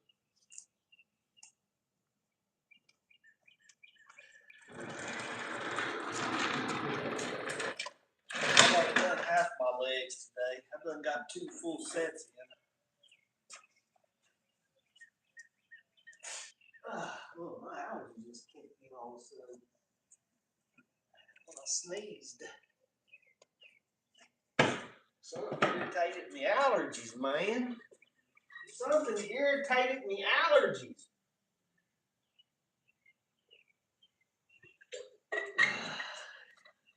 Let's get some steps in. I already got probably about 45 minutes worth of walking this morning. Get some gloves on so that sun don't just darken my hands up.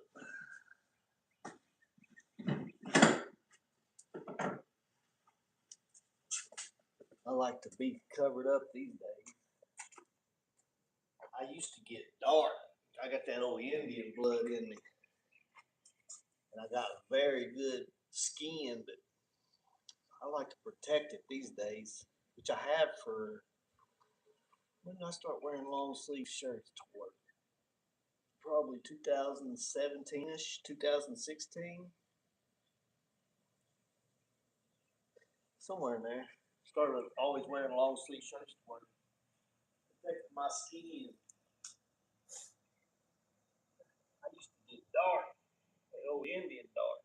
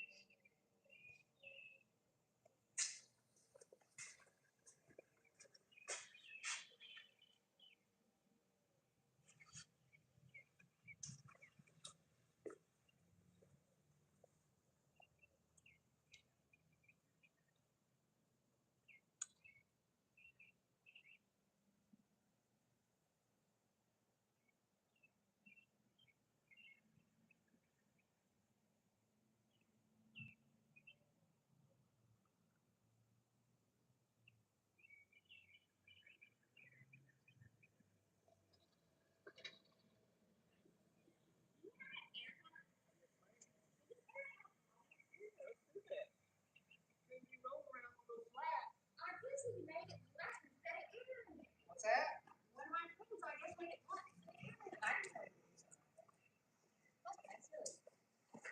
Kelly might have stepping on your nose. Never know, I guess. So you know, Which one do you need? this is what it's just do. It's for guidance,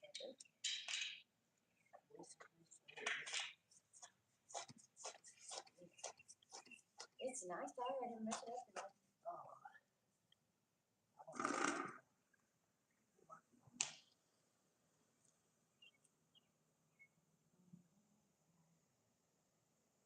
Just don't work. I got a air compressor. You definitely do. Yeah. I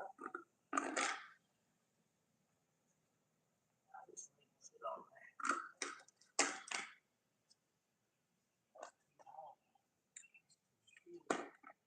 The way the room's sitting on it. Let me grab my air compressor real quick. Okay.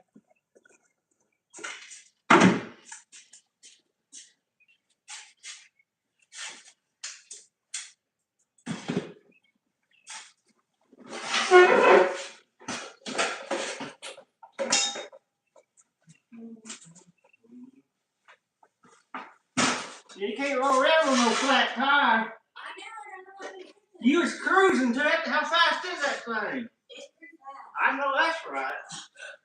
When you cruised by early, I was like, dang.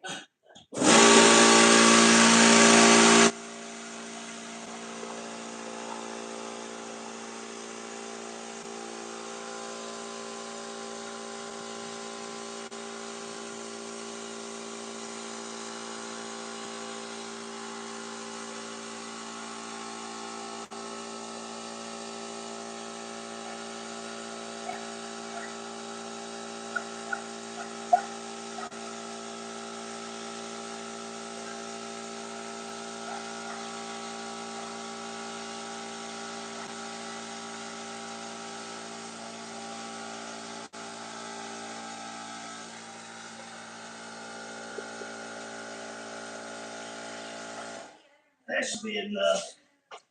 That should be enough there. That little dude. You got a slow leak here or somebody?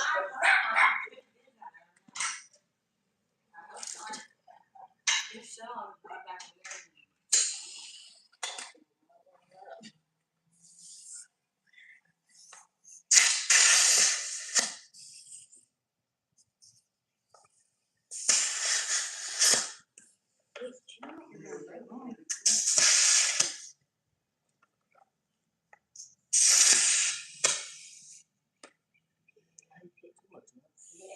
I think It does weird stuff.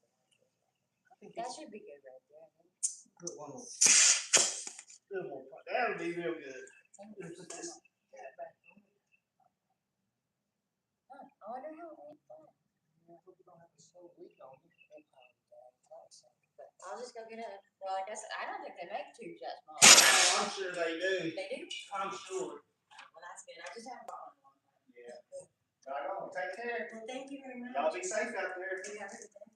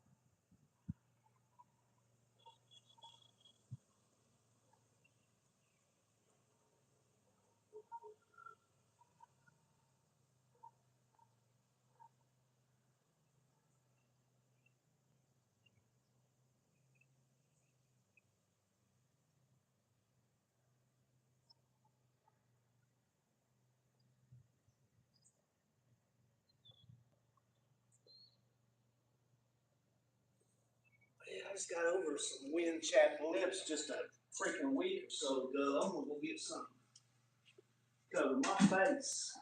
That wind is whipping a little bit.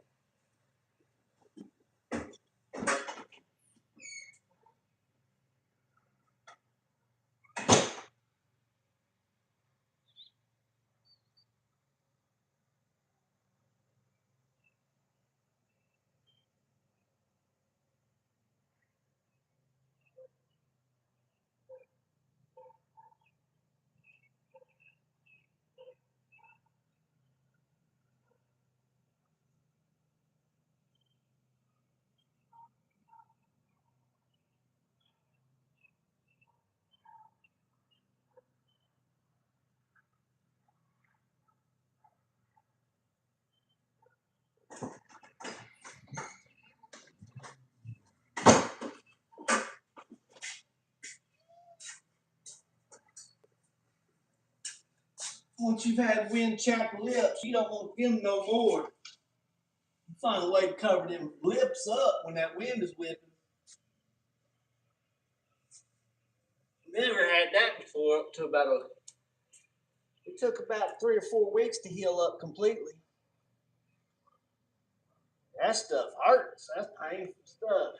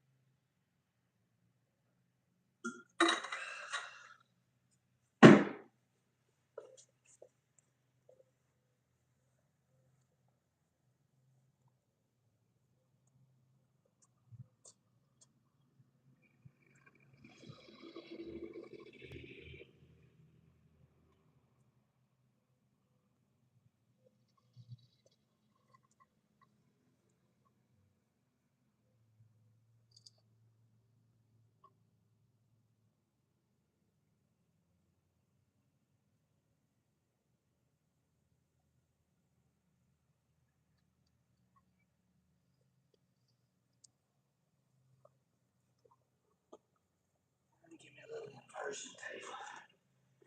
Little inversion table action going on over here. Get hung upside down, get some stretch.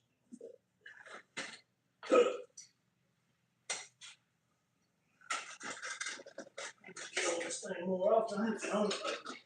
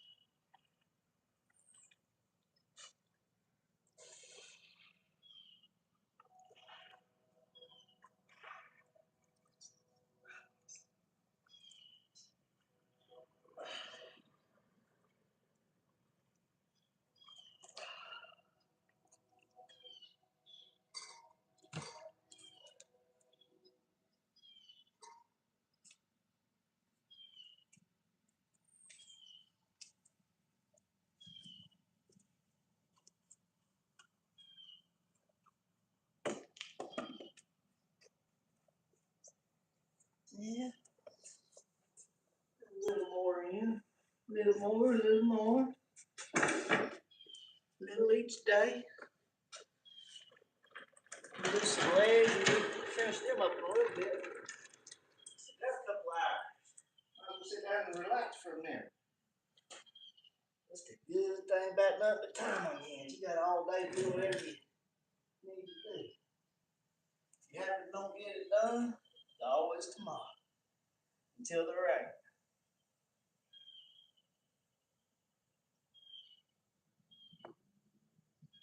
Mentally, physically, spiritually, emotionally, and financially. You just work on it just a little bit each and every day. Like compound interest in the stock market. Wake up 10 years later and not even recognize who you were 10 years prior. On accident.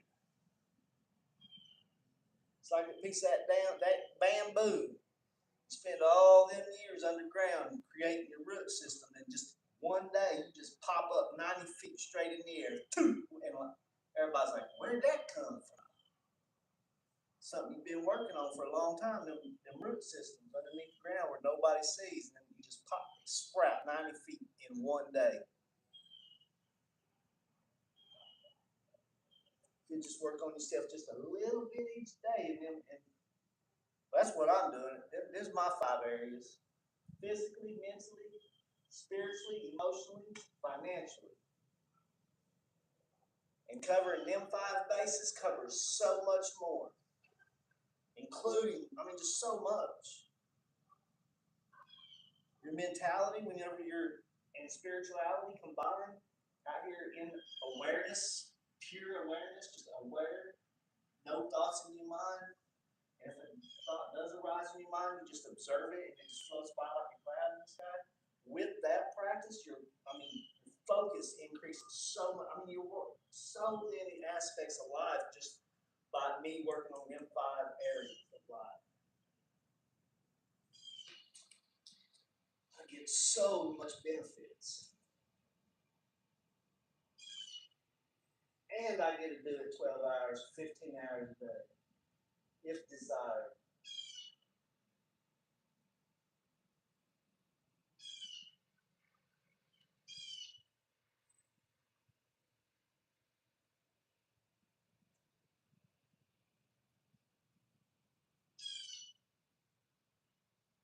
Right now, there's no other place I'd rather be. I cannot think of anywhere on this planet that I'd rather be in right now. Doing any other thing. That ain't to say in 6 months from now I won't be ready to carry on, or a year, however long it takes. But right now, I got a lot of growing to do right here.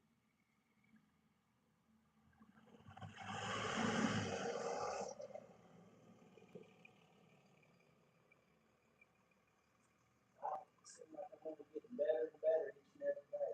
It's unbelievable.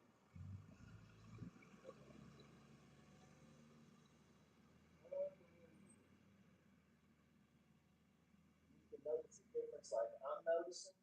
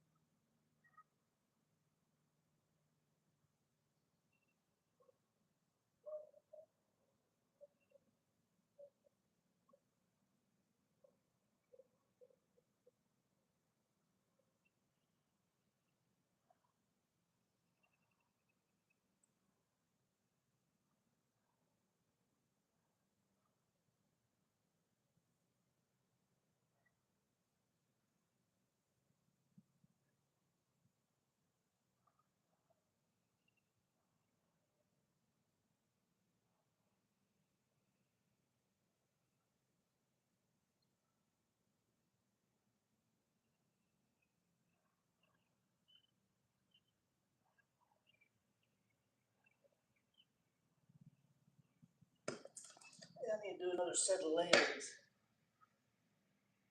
Get my third set of legs in.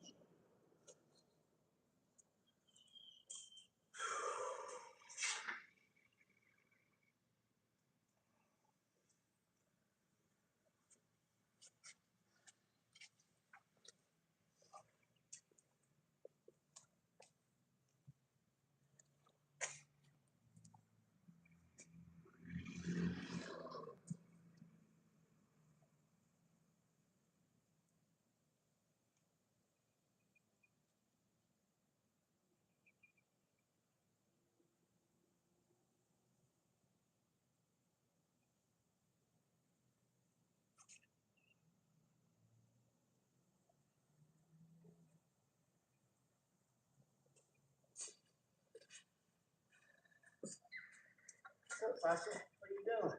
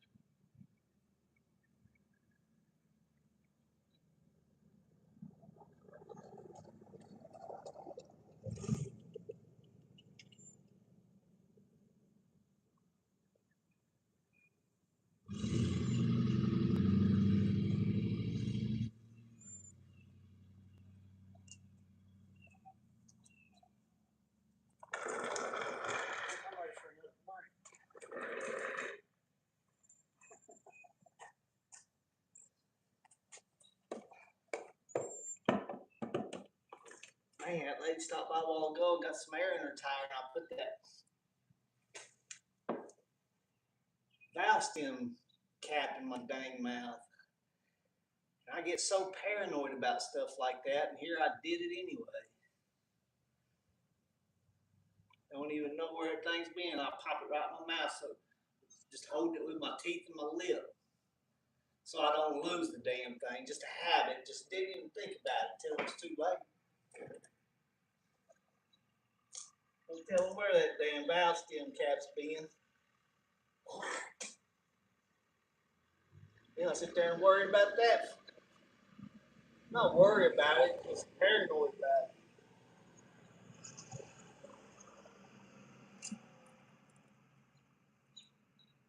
Stick it on your lip, boy. Stupid. Said just setting it down. I'm gonna stick it in your mouth, right? Let your teeth and your lip hold it. Don't make no sense, especially as paranoid about stuff like that as I am.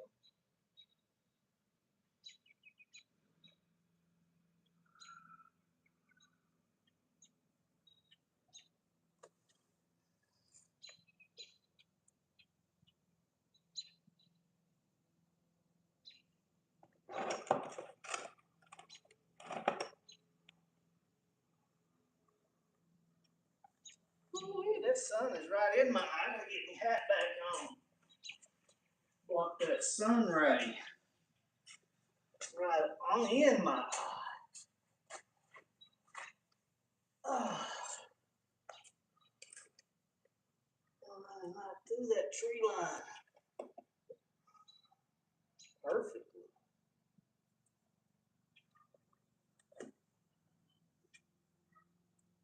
Sure is a beautiful evening. I mean, absolutely. It's been a gorgeous day all day. Other than that wind starting to pick up this afternoon.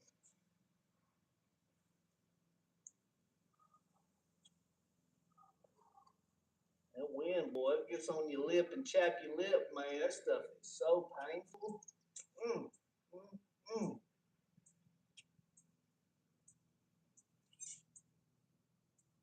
It took a month to heal my lips up from that wind chap. When them winds were whipping for like 4 days, 3 or 4 days straight, 30-mile-an-hour winds. I was out here like I didn't even know no better. I didn't know no better. I mean, I've had a little bit of wind chap when I used to ride motorcycles a little bit out on the street. Very little. But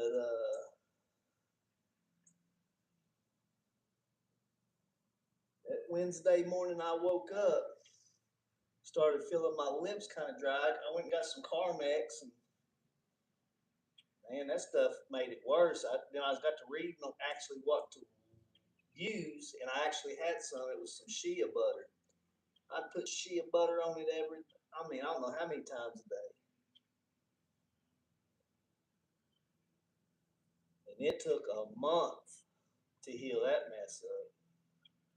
I mean, I just got over it within the last week or so.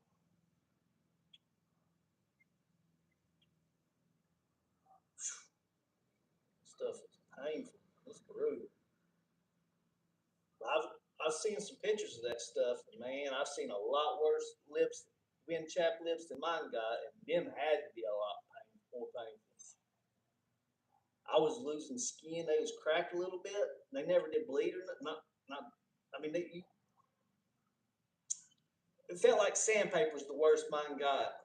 Whenever you rub your lips together, it was like sandpaper. Then I've seen pictures of wind chap lips. People's lips are cracked and red and bleeding tight. They didn't get like that. Them probably no telling how long them lips took to heal. Some of them pictures on that Google. But mine sure felt like some rough sandpaper. Stuff hurts. When you eat, it's so brutal when you eat too. Especially if you eat anything a little spicy like some onions and ketchup, all that stuff. So wow. it just makes it worse. And then I stick that damn tire cap in my damn mouth a while ago. Wasn't even thinking. I did that with a needle and thread not too long ago too. I was trying to, lift the thread so you could get it through the eye of the needle, which that was impossible with my eyesight. I let I let the neighbor do it for me, and then I was sewing and it came loose. And after the neighbor touched it, I'm very paranoid about stuff like that. After the neighbor touched it, I just stuck it right in my mouth and done it again, and I was like, man. And then the needle poked me, and I was paranoid about that. It's like, damn, if this needle poked them, something wrong with them. Anyway, I get paranoid about stuff like that. Hell, I was a plumber all my life, and I was always very protective because I know what's possible.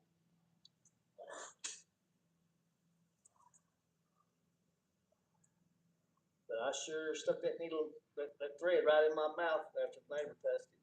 Wasn't even thinking, and I put that damn inner tube cap right on my lip and between my teeth to hold it so I wouldn't lose it. Without thinking, just automatic.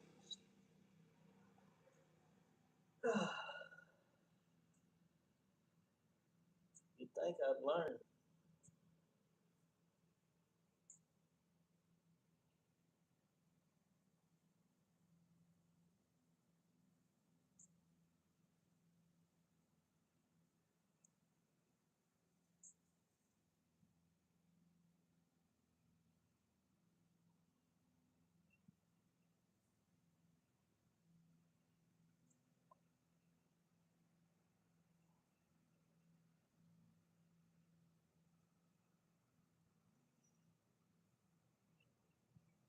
Maybe the dog's out again. She usually gets out 2, 3 times a day though. That girl can jump that fence. Boy, wherever it is that she keeps jumping. I think I would find me a solution to that. I mean, every time you let her out, she gets out. There's that truck. Sounds like some lifters ticking. Yeah, I think I'd raise my fence just a little bit so she quit doing that. Get some, I think you probably get a little roll of wire somewhere, a little chicken wire or something, just to raise it up a foot or two, keep it from jumping. None of my business. She don't bother me. I know she bothers a couple of these neighbors though. It bothers the heck out of them. Knowing she's not a mean dog.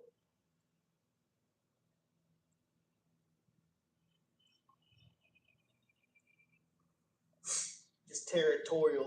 That neighbor catty corner from me, he's territorial, obviously. He's like, I'll kick your teeth down your throat is what he told her one day. Didn't he, Sasha? Didn't he?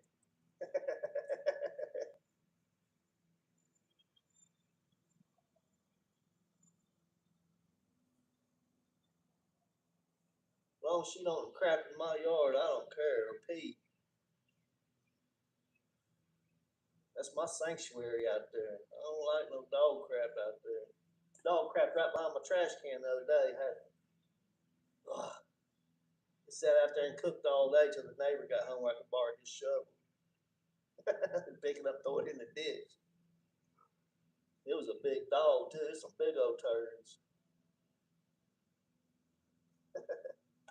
And the wind was blowing straight from the north to the south, right in my nose. I mean, I smelled dog crap all day long. I kept checking my shoes. I knew it was coming from there. It had to be. It was rank. Dog crap is the worst to me. Besides the grease, a grease stoppage back when I was plumbing and I had to clean the grease lines. Oh man, between dog crap and grease traps, they're right there neck and neck. It's the funkiest, I mean, funk. Besides death, decay. Whew, those are the 2, 3 worst smells I've ever smelled. Dog crap, grease traps, and decay. Death decay.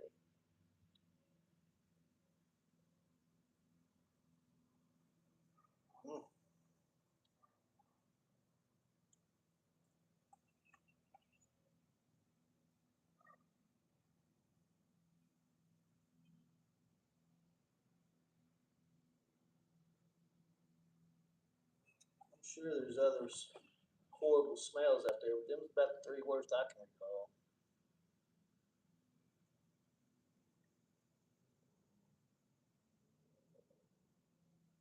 Three best smells I can smell. I've smelled. There's some good smells out there. I don't even know. There's a lot of great smells. You know, some flowers just smell beautiful. I don't know what you call them. I just know they smell good. Sometimes just the breeze in the air. I mean, just the smell of the air smells delicious.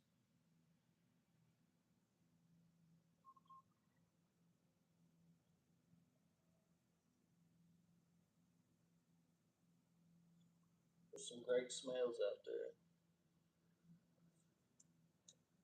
I don't know what my favorite smell would be. Two-stroke fumes, like off of a two-stroke dirt bike. That's a pretty great good smell.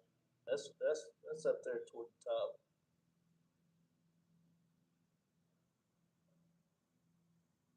It's up there. I don't know if it's toward. It's up there. It's a good smell. I like the smell of two-stroke fuel burn.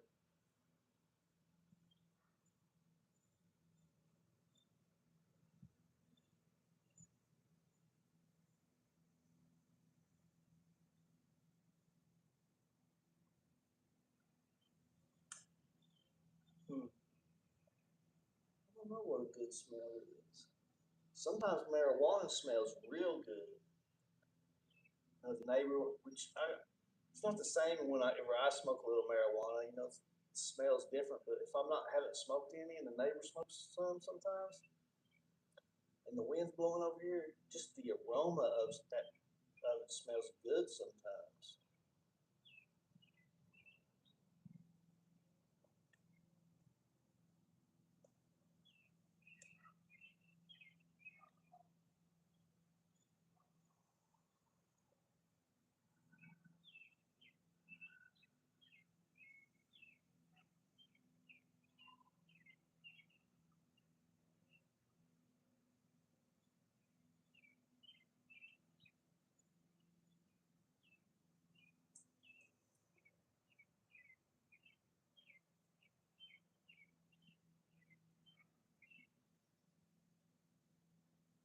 I have some cologne I kind of like the smell of. That's the only kind of cologne I've used since probably 1994, 93, 1993. Eternity, that's the only cologne I've ever had is Eternity. And I'm sure there's better cologne out there than that, but that's the only cologne I've ever used. I remember trying some others, but just something about that. I just always liked that Eternity. So I've never switched. I've never really switched. That's just the only thing I ever used. And I don't even wear it. I spray it as an air freshener in the house these days. Hell, I ain't wore no damn cologne to go out. No, shit, years. I just use it for aerosol. Not aerosol. Just use it for throughout the house. Make the house smell good.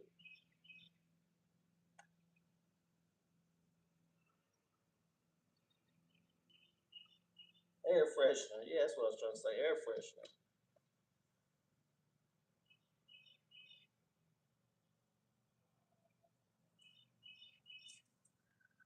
You know, this one time I had a old blue Ford pickup. It was a 2010 or 2012 model. I can't remember. I think it was 2010. I think me and my wife bought a brand new 2012 together. But anyway, I had a 2010 F-150, and somehow there was water getting inside this truck. I mean, it took them months to find it and fix it. And I think it was getting in to some kind of light somewhere, getting into the cab, and I mean, it was reeking there. And this guy that used to work for me, oh Justin, he turned me on to this Odo band. That Odo band takes out that smell. I mean, it eliminates it completely. It was pretty astonishing. I got me a little bottle of that up in there. In there, I'll spray some. I sprayed some Odo band the other day to the house as an air freshener, just to freshen up the house a little bit. Because You know, springtime, I've been opening the windows and just getting all that male funk out of there. I'm sure, you know, it's hard for me to smell because I'm in it every day. You know, it has my aroma in there. And being cooped up all winter long, I'm sure it had some manliness about it. So I stuck me a few squirts of Odo Band throughout the house there to help eliminate some manliness in there. Which I'm clean, but still, you know, your odors in there. It's just part of life.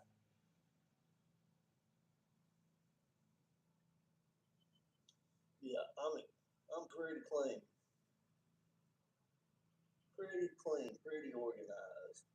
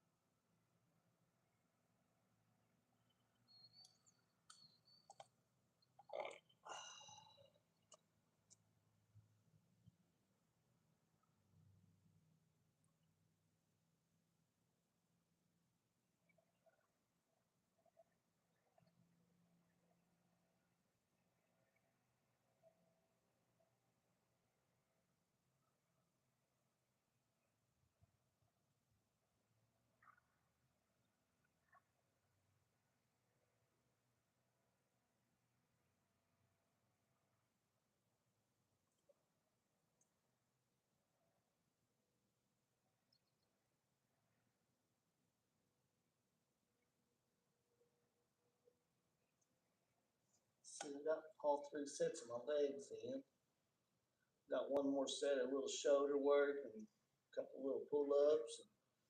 Ooh, I need to work on my tendonitis too. Man, that's why I only do about 5 pull-ups. It ain't that I couldn't do more pull-ups. It's just, man, I used to fight tendonitis in these arms so bad, and man, when you feel a little bit of tension kind of flaring up, boy, you just kind of back off. I don't want that tendonitis is very difficult to overcome. It took me years of stretching and massaging that thing to finally whoop it. And I can sure feel a little. It's a lot of pressure right there on my elbow when I'm doing them pull-ups. That's why I only do 5. On a day I'm feeling no pain in there, no tendonitis trying to flare up, I'll do 6. But it ain't that I couldn't do more. It's just protecting that tendonitis flare up. Forget that. I'd rather do whatever. Just do a few and let it rest.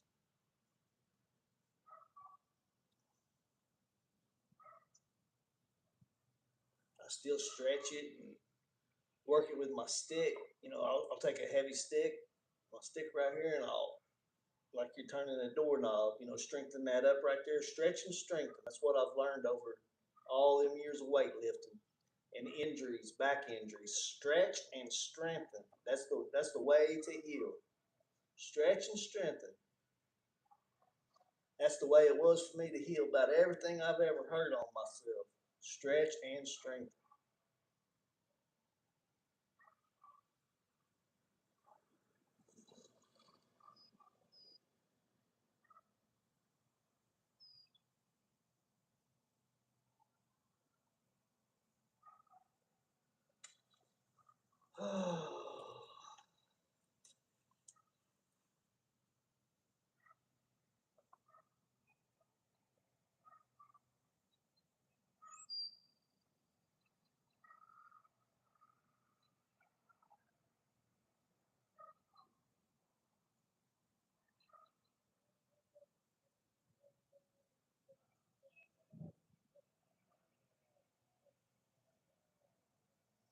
I hear somebody walking up the road. Sounds like he's talking to somebody, either on the phone or somebody with him. I don't know yet. I can't see like that. I always hear him before I see him. Usually I hear him before I see him. There's that trucker ticking again.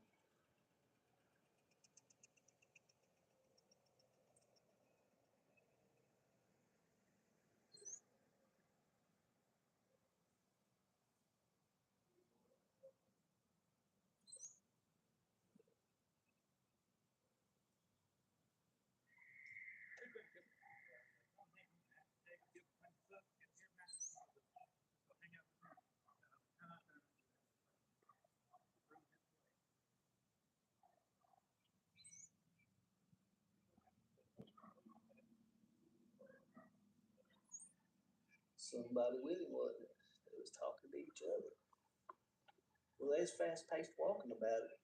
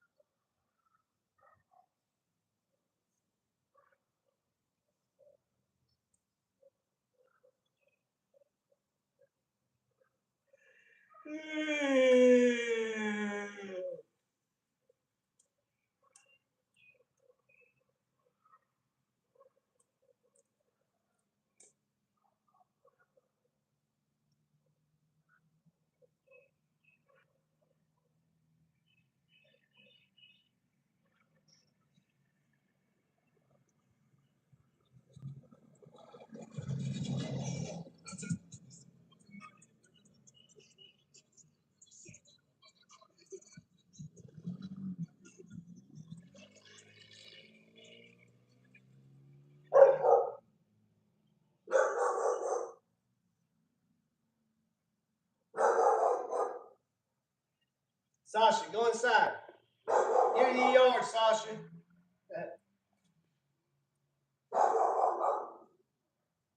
Sasha, stop.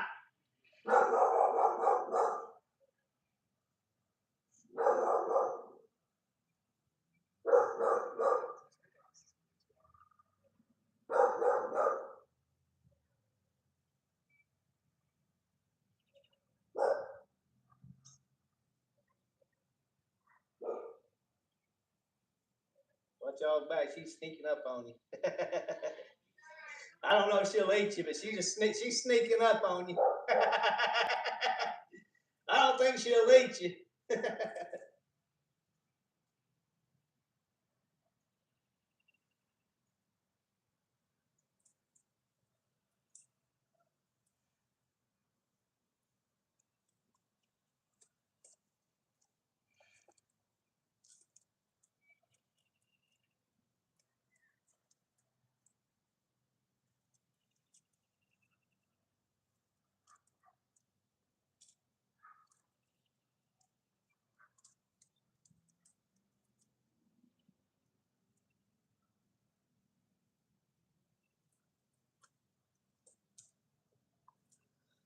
Oh, that's about to give up the ghost. Ain't many days left on this one.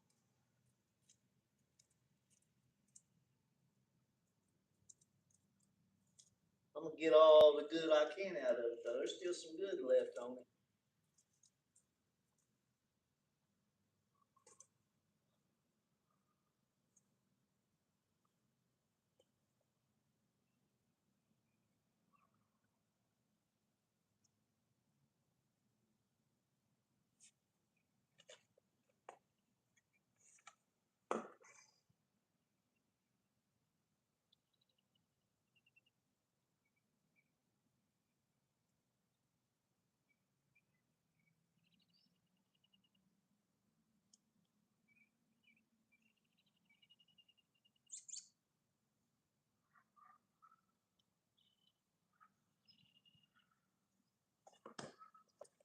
Oh, I got one more set of shoulders, I think.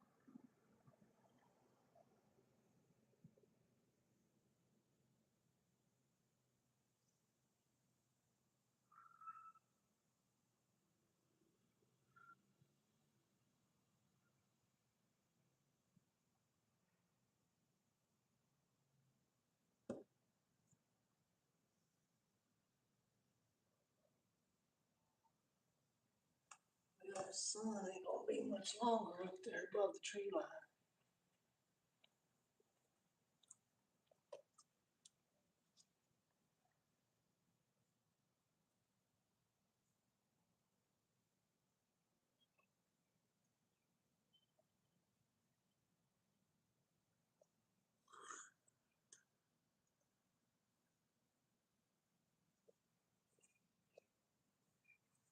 Well, here come the clouds again. I was just talking about this yesterday or the day before.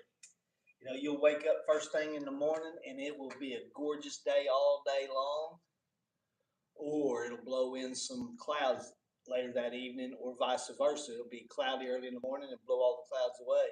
It's been this way since August, and sometimes it don't even blow the clouds away most of the time. I haven't seen many clear days since August. I mean, I bet you I haven't seen 3 or 4 weeks of clear skies since August, and this is April. Yeah, yeah. I mean, it's just the weather is so strange.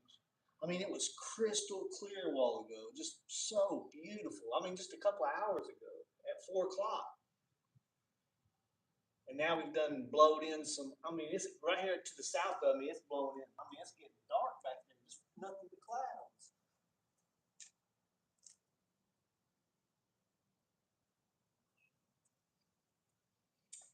Pretty strange events going on in the old world these days. Between the weather and just everything, just so wild and strange. All I know to do is just keep observing and see what happens.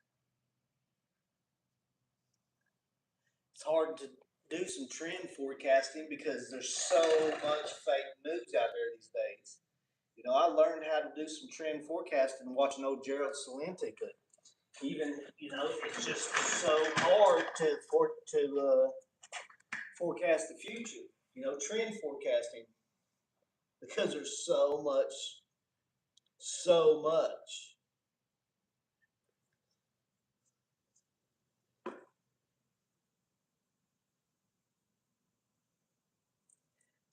And it's hard to believe if it's true news or fake news. And Earth is flat, Earth is round. We got a dome over the top of us. We don't have a dome. I mean, there's just so much, and I don't even know. It doesn't. I'm not even going to dive into it because it don't even matter if it's. I don't care if the Earth is round or flat. We got a dome or don't. It's not going to. In this moment, it's not going to help me, or it's not going to benefit me in any way. So I don't even waste any energy on that stuff because it don't even matter right now. It doesn't matter. I mean, if they truly hit, I mean, I can understand why they would. I mean, knowledge is power. Especially if you know the right knowledge and you're passing out the wrong knowledge, like how we learned in school. If they did that intentionally to keep us stupid, which I could see that happening, because I'm not that smart. I'm highly intelligent. I'm just not that smart.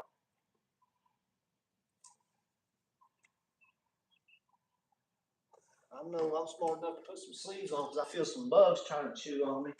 Some of them skeeters. Them mosquitoes, boy, they welt me up. You ain't been discovered yet, Sasha? Your mama ain't found you and noticed you're missing? Well, run the streets while you can, all I can tell you. I ain't gonna snitch on you.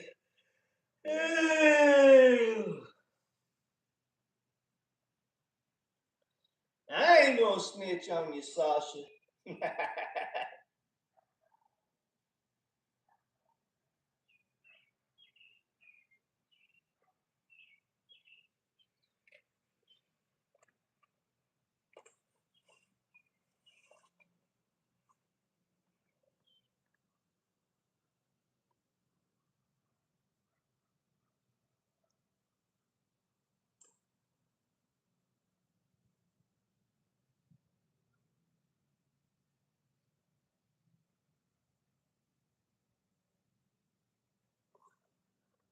Well, heck, one already got me on the back of my arm. It's too late for that one, and this one on my wrist. Too late for that one.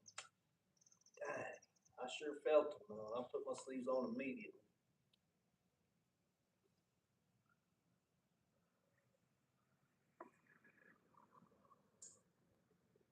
That's usually about a 30-minute itch till till their juices, whatever, kind of, till my body fights off that whatever it does to that irritation, whatever it is. 30-minute scratch. And a welt, man, do them things welt me up. Them mosquitoes welt the fire out of me. And honestly, they'll chew on me, but won't chew on the person next to me. It don't make no sense, does it? That is so wild to me. Now they'll sit there and chew on me, but whenever we used to go to certain job sites, and they had a mosquito nest because of whatever reason, sewer backed up or whatever the reason, and the mosquitoes was just hovering around. They would chew on me but wouldn't chew on my partner, or vice versa. They would chew on my partner but wouldn't even affect me. I don't know if it's because of different blood types or different whatever it is. It's something strange happening there.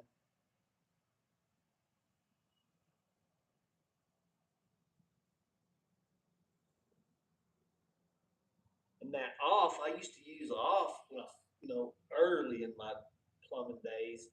But that stuff got to where it was irritating my skin. It used to never even bother me. I'd spray it all over me, and then just I don't know if they changed their ingredient. I didn't know if they changed their ingredients or what. But a few years after that, I mean, I started using it, and it just started burning my skin. So I had to quit using it. And I just started wearing long sleeves. That was about 2015, 2016 when I started just wearing sleeves and jeans all the time. I quit. I used to wear shorts to work and everything. Oh, she just done been found out. Saw she done got busted. I hear that lady. I hear the neighbor hollering at her. She's just sitting in the yard though. It's cool. Didn't have to go after her. Usually she's way down the road at one end of the other. They get upset at her, boy. It's funny. It's just free entertainment for me. I sit here and just watch. It's just free entertainment. It's hilarious.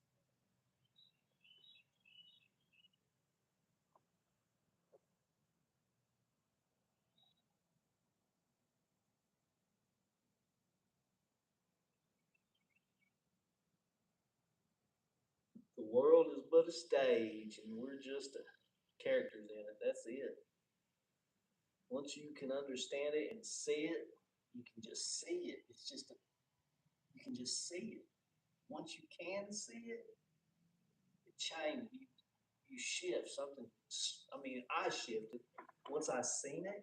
Once I could see how it's just a stage, I shifted. My mindset just changed. It shifted.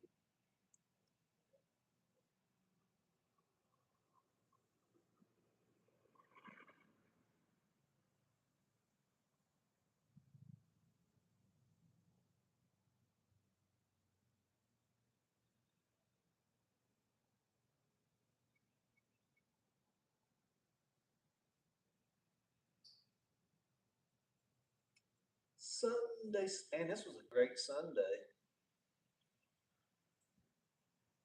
The weather has been absolutely astonishing today.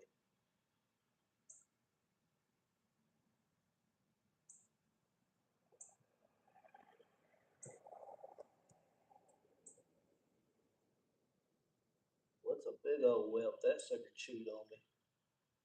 Man, I don't know about this one. I can't feel that one. It itches. Oh, it's a big whelp. I just felt it. That's a massive one. One on my wrist is big too.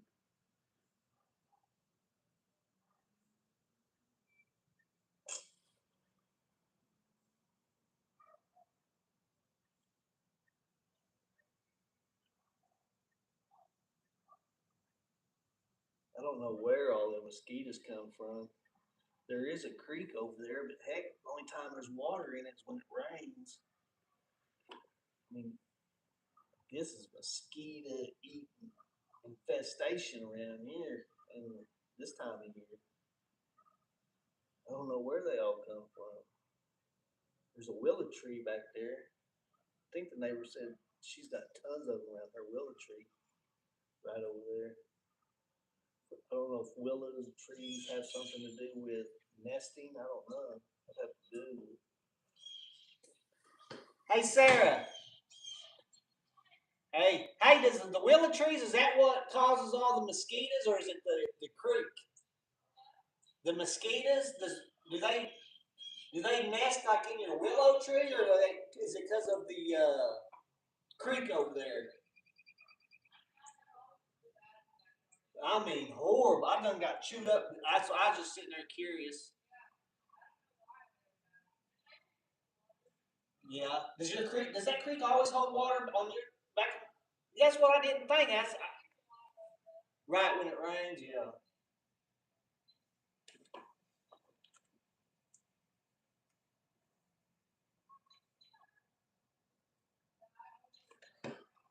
Oh man, I mean they done got a hold of me, and I was like, I don't know. I thought you said something a couple of years ago or a year ago, something about the willow tree. Oh, it's because the willows hold. They're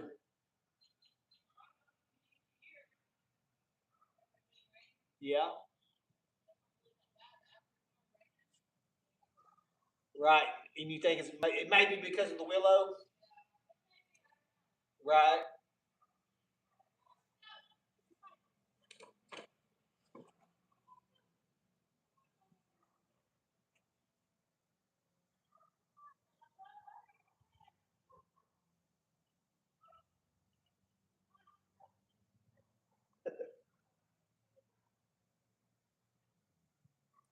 You ain't listening, are you? You ain't listening, are you, Sasha? Go on now.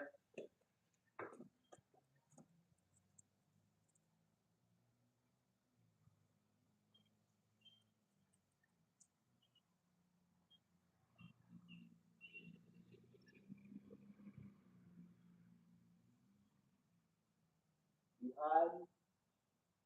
Are you hiding?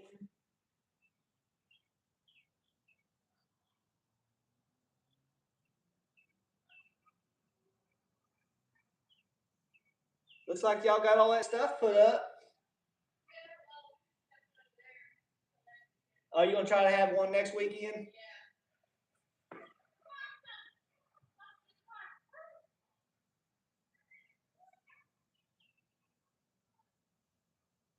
She ain't gonna fall for that trick much longer. She might though.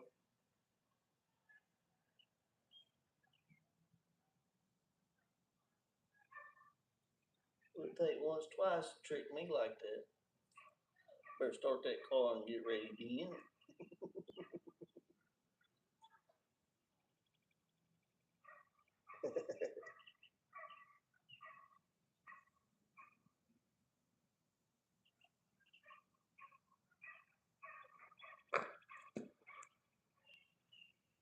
You going bye bye, Sasha? You going bye bye? You may be.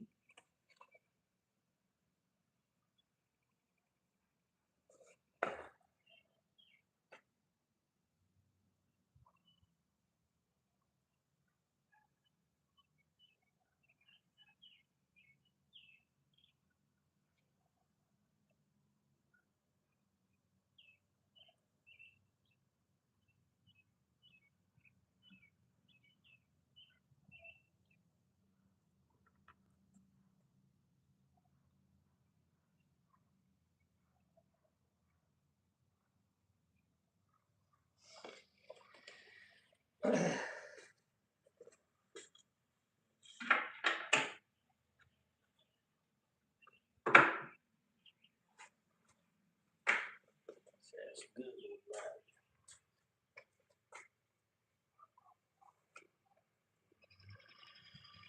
Do mosquitoes naturally nest around willow trees?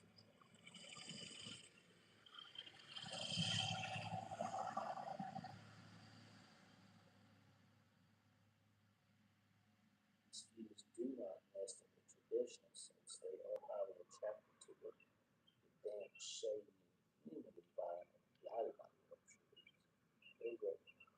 It's often found in the water, creating ideal conditions for mosquitoes to rest in the foliage and breed in nearby standing water.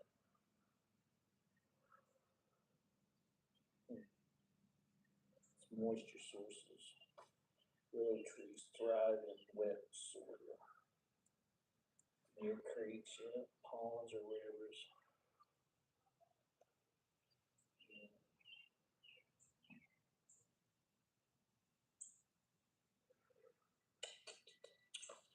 And I know that house, catty corner behind me, has a spring running to it. We changed out the plumbing under there one day, and it's soaking wet. It's just coming up through the ground. It's like a natural spring. It's running under this because the river's right down the road.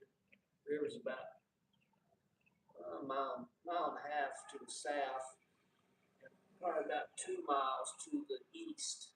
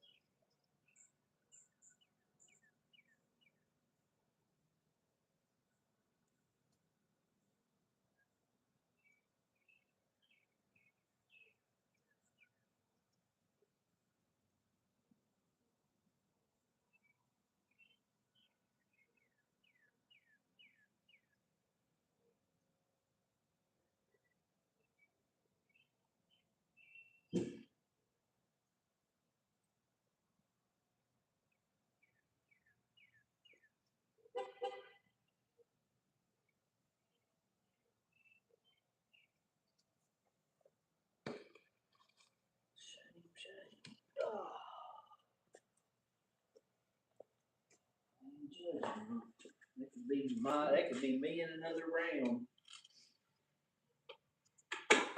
So easily.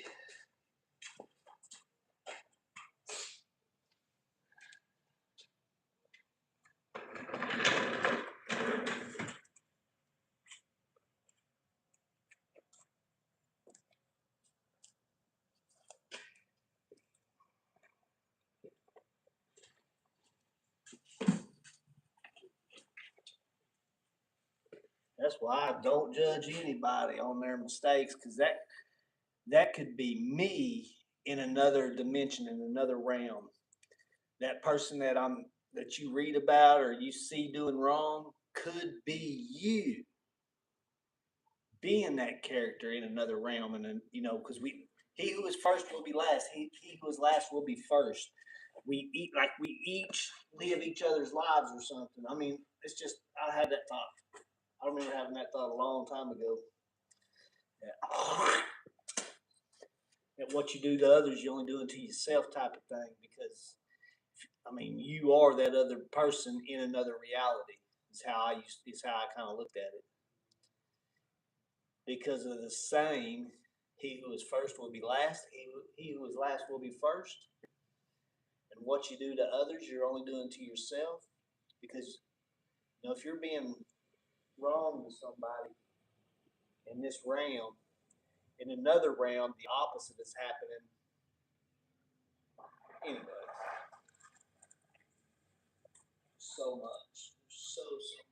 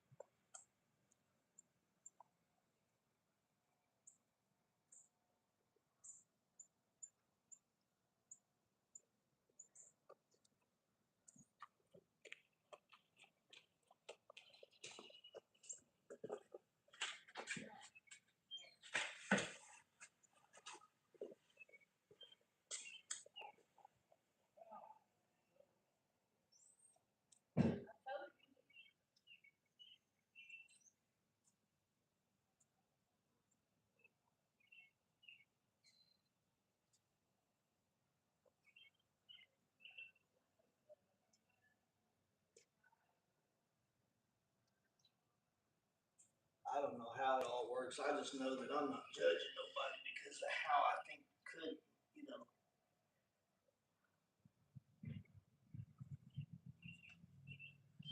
what could be.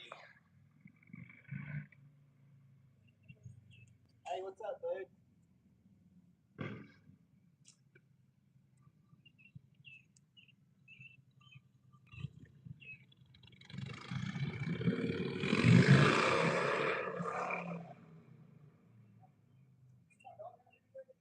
Yeah, I seen her. I looked back door.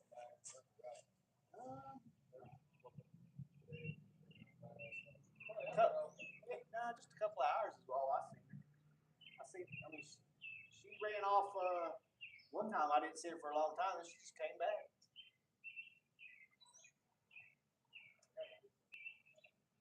I'm just always worried about somebody hurting her. Get wet.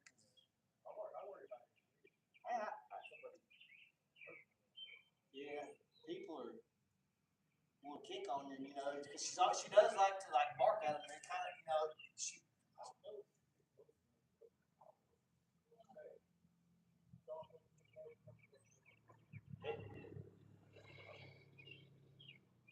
Well, when them walkers were walking by earlier, she was barking at them from your yard, and then as they walked by, she started sneaking up on them and stuff like that.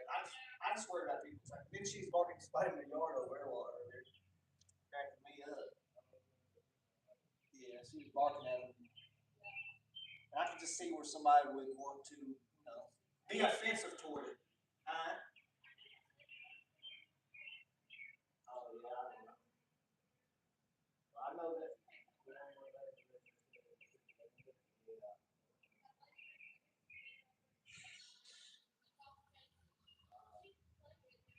Yeah, I know. I know she's just playing. Right, just because of her breed, exactly. And her voice, you know, it is intimidating if you don't know her.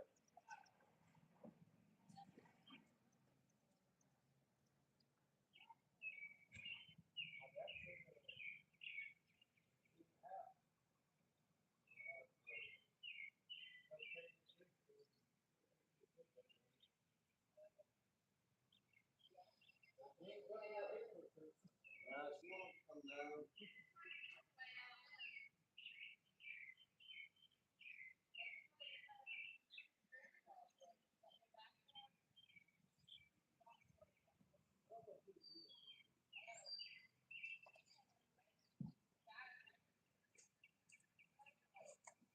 She don't bother me. I just think it's hilarious. I mean, every time you let her out, she escapes. She's an escape artist. It's hilarious. And then y'all get up. I mean, watching y'all is like a free cartoon. Going to get her. You know, that's free entertainment for me. I just be laughing. I know it's frustrating for y'all, but it's funny as shit for me. Yeah. Yeah. I hate to see that.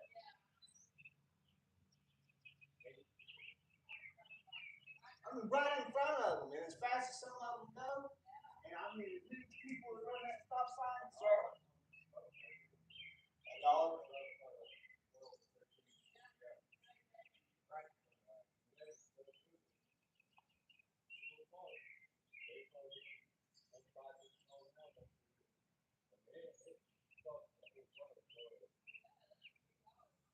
Yeah. Yeah. It's easy. It's easy to put blame on somebody else. It's so easy for people to do that. Yeah. Many people. I mean, I don't care what they do. It astonishes me. People that I mean, it's the same people that do it too. They run the stop sign right here, and just people just don't pay attention. They're busy. They're just busy. Oh man, somebody walking or anything, or that. Yeah. You can usually tell when they get about right in this area if they're going to stop or not, because you know. Yeah. I think that was that PT Cruiser type thing. It was like a gold PT Cruiser type thing. Yeah. I don't. I can't really tell what they're doing until they get about right here. But once they get in this area right here, I know if they're usually going to stop or not. And I can't really see up there, but I can. Yeah, I just go by sound. Once they get up there, I know if they stop or not. And I just cringe hoping I don't hear no crunch, you know, like a kid or something, or one of those scooters or something. I just cringe hoping I don't hear that. And there's always the little scooters running up and down through there too. I just cringe, just hoping I don't hear it. Oh, wait. It don't bother me. I'm not gonna tell them to slow down. They're grown. I don't give a shit. It's free entertainment for me. Until somebody gets hurt, and that hurts. Yeah, I don't. That'd be. Hell, I've been run damn near run over. Hell, been one of them. Yeah, I've been one of them.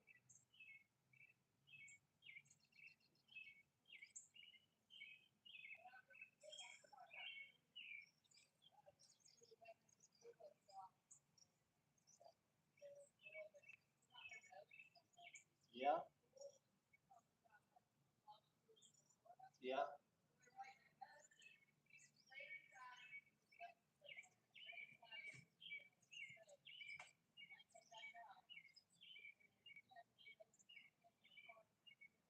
Hmm.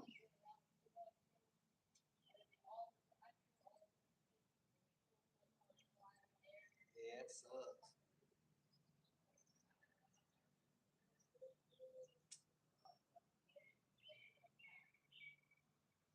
Yeah,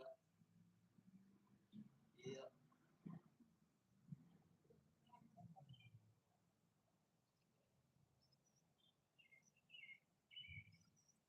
yeah. But it's also it's up to us to keep a know our surroundings too. You know, just because there's a stop, just because they have a stop sign, we don't mean you don't need to pay attention as well.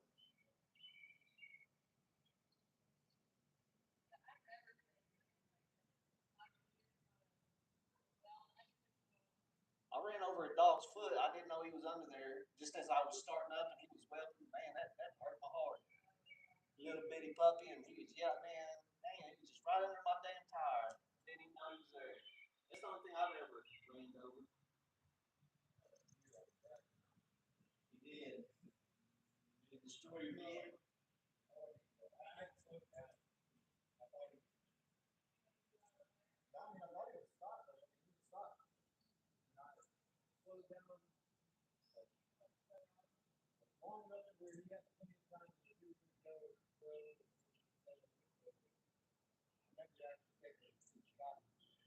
I was reading on the internet. Somebody said they ran over here, but they got. I guess they just got charged with whatever they got charged with. It was like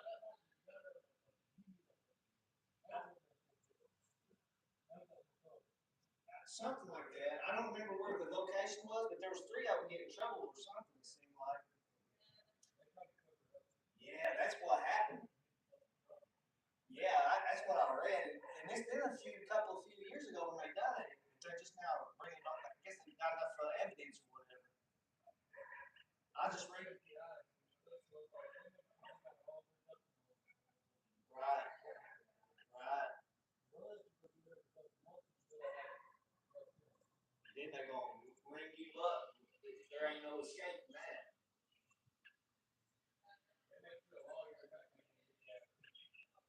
Yeah, I just read that just a couple nights ago.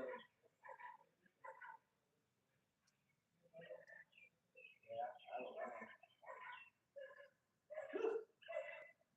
I mean, it seems like I don't know. Oh, they went out of their way to do it.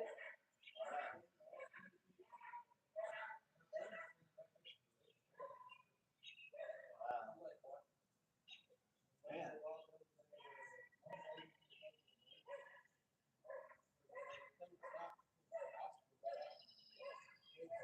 Did they end up getting her too, charging her?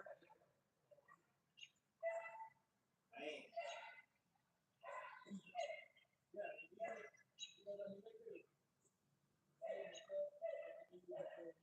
And then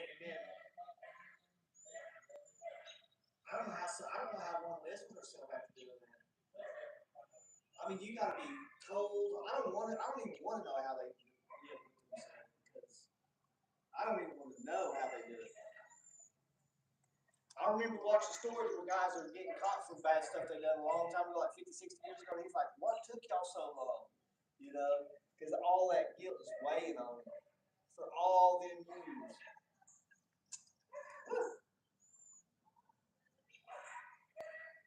Pretty wild. And with all the technology today, it's impossible. You're not getting away with nothing these days. I mean, you might for a minute, but it's impossible, in my opinion.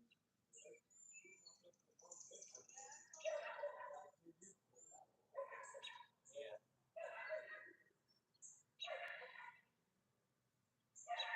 I don't. I think eventually, for sure, whoever it is, whoever, yeah. Well, spirits be rolling around, man. Just because the body's gone, don't mean she's gone. She probably out there haunting them every day, just like they haunting that dude for 50 or 60 years.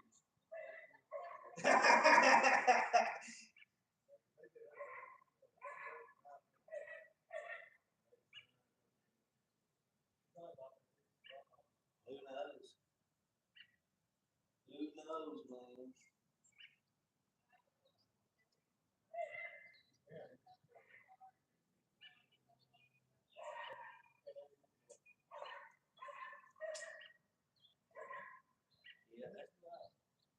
I mean, some people are just.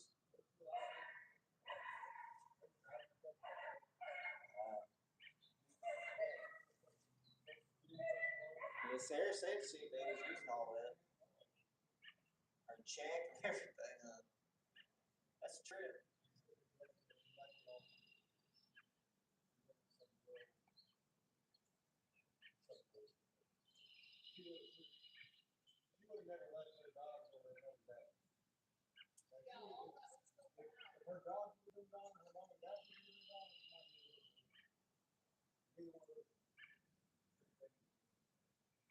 And all I know, there's must not be enough evidence yet. But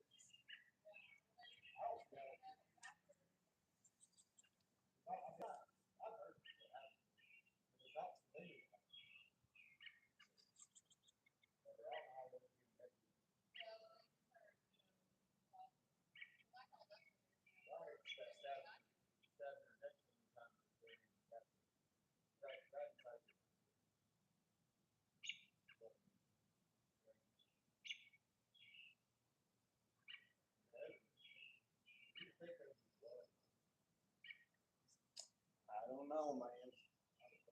I just know.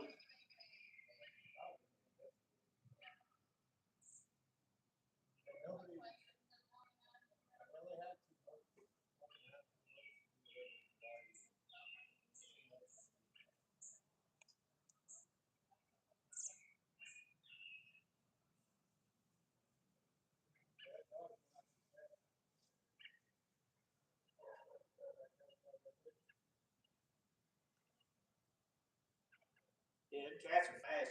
Them dogs going. Yeah, the dogs ain't gonna catch a cat.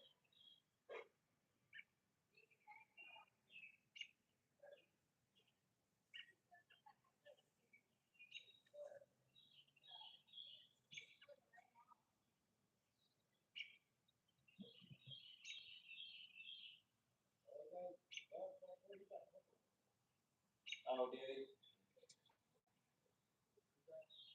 Oh, yeah. Well, they jumped. They jumped the fence and hit the yard, or what? Oh, yeah.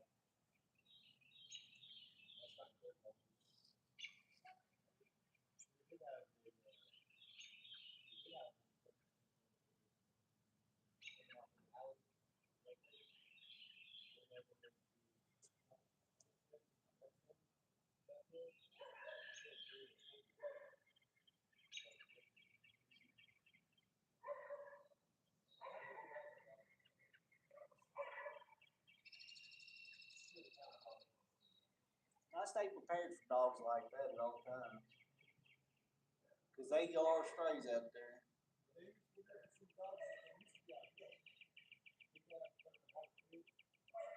I don't remember them.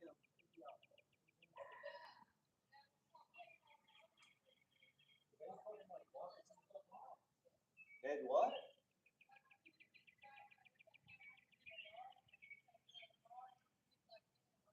Ah,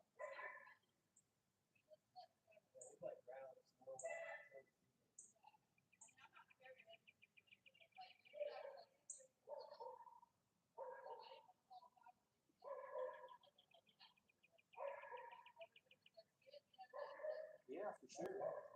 That's what I'm always, these kids are walking on, cause man, there's so many stories out there, kids getting mauled by these stray dogs. I mean, even myself, just walking in the neighborhoods, you just never know. And I'm always looking out for the kids. They don't know it, but I'm looking out for them, as far as I can see them. They may not know it, but I am.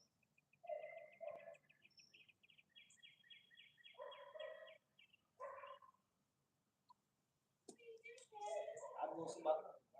I want somebody to read, watch out for my family when if I wasn't around. So I do the same thing. I do unto others as I want done to me. That's how I was taught. That's how I was taught.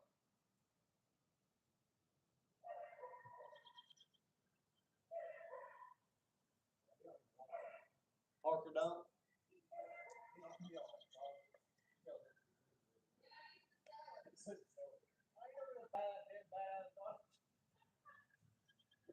She's all right.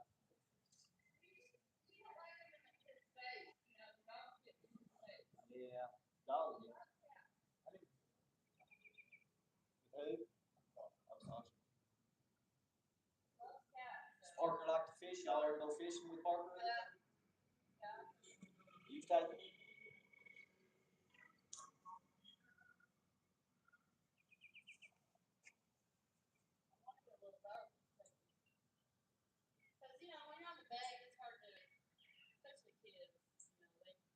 make it more Don't ta- loud. It don't You know take what I mean? it don't take long for a child to get ready to do something else, especially if you ain't catching no fish. Right.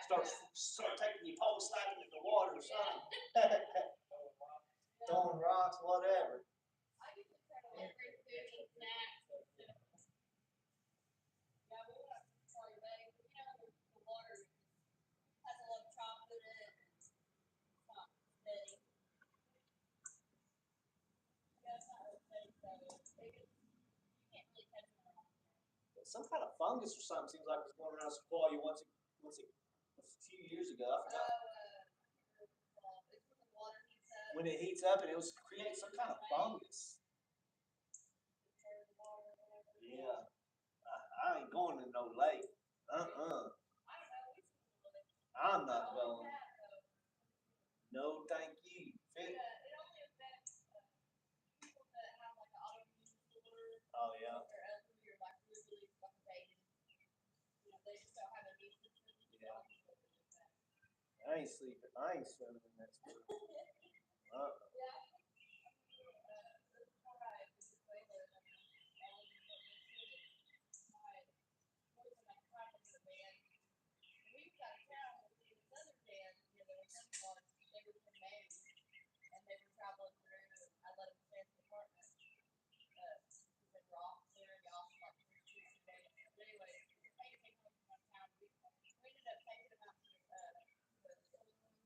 Yeah. You know, in Maine, they don't have that water up there. It's blue, clear. That's what I'm talking You know about. what I mean? I ain't getting in that funky water. I ain't eating no fish out. I can't stand fish. Especially all the stuff that we're putting in that river off, not just from our little places that what we're doing to the river, but everywhere. Yeah, in the ocean, bigger fish than the mercury has. Like the dolphin and the tuna and all that stuff. And the older the fish, the longer it is in the water. It's got like 3 quarters in it. I don't eat fish. I mean, they say fish is good for you, but I just don't like it. I don't like the smell of it. I don't like the taste of it. I ain't eating. I'll have tuna, but not very often. Yeah, but it's gonna be 3 more parts. Mm-hmm. But I mean, I chopped it up like it's got ranch and cheese and all kinds of stuff. It don't even taste like food anymore.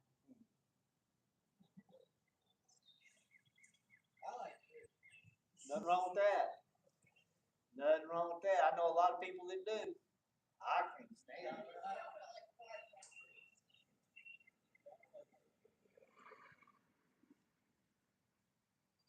I tried lobster one time, and man, I don't know how. I mean, I chewed it, and I spit that stuff right on out.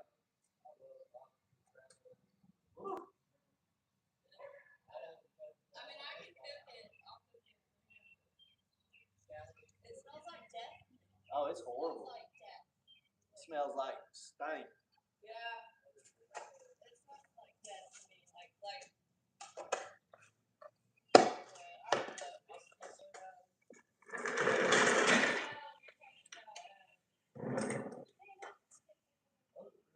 What is it? Calamari. I don't know what that is. What about that? What's that stuff called? The little fish eggs that are real hot. Caviar. Have you tried that? It's just salt. You just take salt. That's all it is. I've never tried it. Why is it so expensive? Because of the fish that they get from. It's pregnant. It's a pregnant fish. When it's serving, and so they're huge fish, and they just cut it up. And some people eat right out of the belly. My buddy, he likes eating the sardines right out of the can. My buddy, he picks me up every. Yeah. He loves sardines, and I mean they are rotten. Oh, you like that? Woo. No. No. I don't think you should put any kind of fish like that in a bucket. Everything is bad.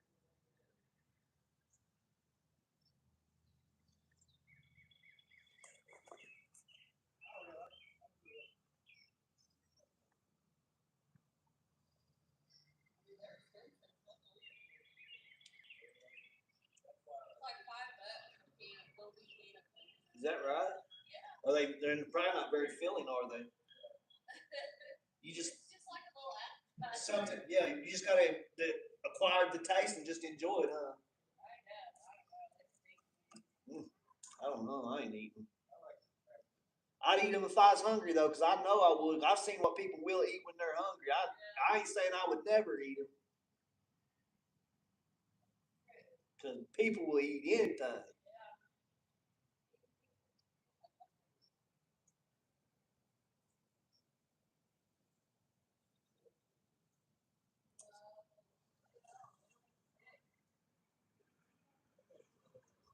No, it does.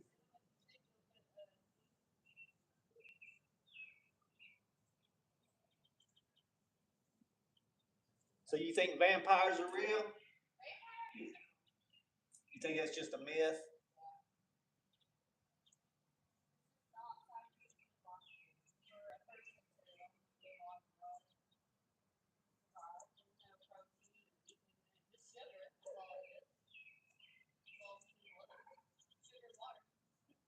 I guess you could thrive on it, but it wouldn't be very filling.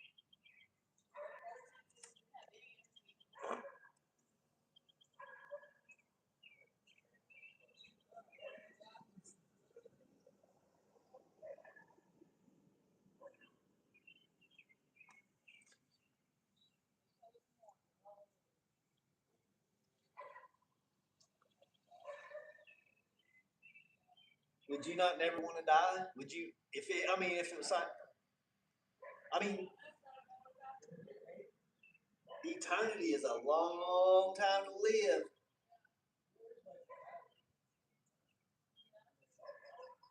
Yeah, just mythology. Yeah, just by myth. Yeah.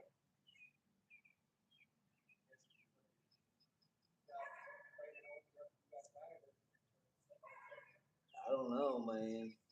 I love vampire stuff. Oh yeah, I'm into that. I like the idea of a vampire. I like the idea of a vampire and werewolves and stuff like that. I like the idea of it. I like the idea of it.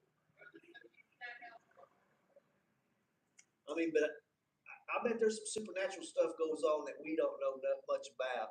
I bet you there's some stuff out there that. Yeah, I'm sure there is. I think in another 100 years or so, it'll be around today.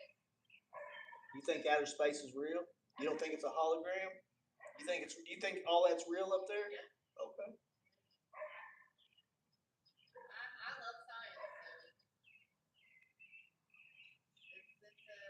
science, they prove it in science. So They. I believe it. That's all that matters. Yeah. It's all that matters. Yeah. They did not go to the moon. They do not go to the moon. If you'll see a shuttle take off, there's a dome on top of us, and it curves off like that. Once the rocket gets, there's a dome above us up there. I mean, don't take my word for it. Don't take my word for it.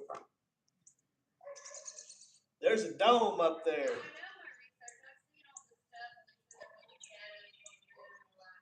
There's a. But they had a light source up there. They had the space shuttle with a light source. That's why there's shadows. There, you've never been to the moon. We've never been to the moon. They can do it there. They can. I hope it is real. I hope it is real. But if I'm a bet man, I would bet $100 bill. That's about all I can afford these days. And that is.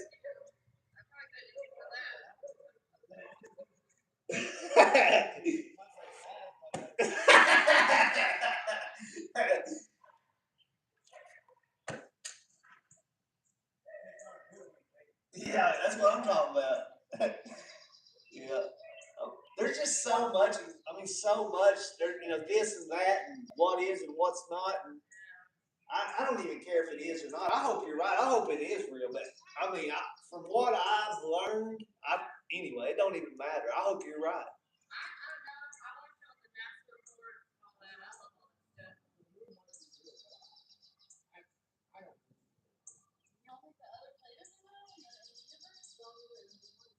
Maybe. They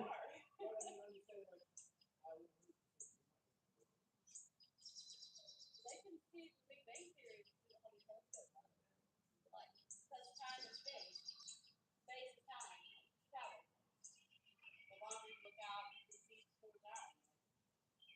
The stars we see the stars that we actually see now are supposedly billions of years old. I mean, that's the stars we see now are a billion years old. Been and gone. They're gone. Is what, but I think it's a hologram. I think it's all an illusion. There's a dome over the top of us. He's pretty intelligent. I mean, I don't know. I learned so much. I just who freaking even knows? And it doesn't even matter who's right or wrong. Because how's it going to change our life at this point, right here, right now? They're lying to you. NASA's going to lie to you. I mean, NASA's going to lie to you. You're getting your information from the wrong source. For sure. NASA has been lying to you since however long. You're definitely getting your information from the wrong source.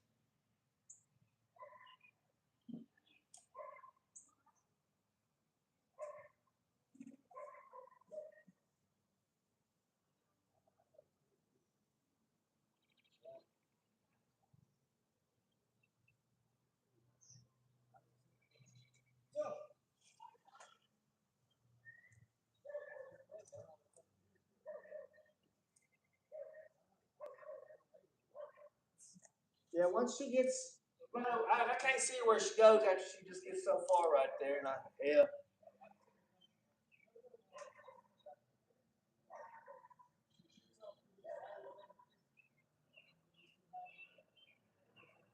yeah.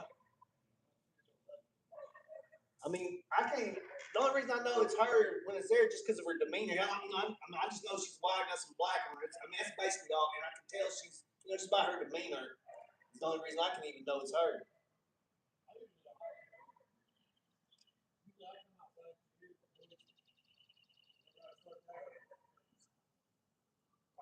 Yeah. She's alright, dog. She's cool. She's an escape artist. It's funny to me. I know it annoys y'all, and it's funny watching y'all get riled up over it. Yeah, I understand that.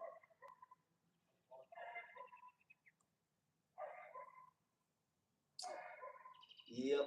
It's kind of like she's kind of like family, huh? Yeah, I get it. I know how it is. I get it.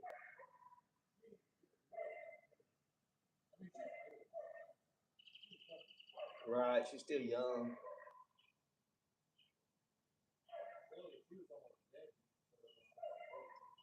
Is that right?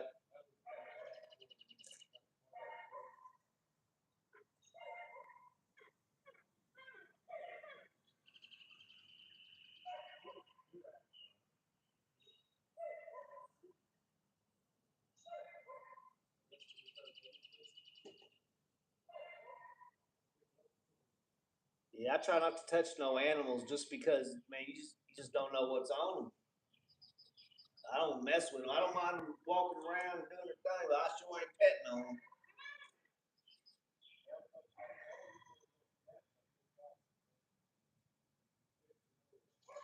Yeah, that's crazy.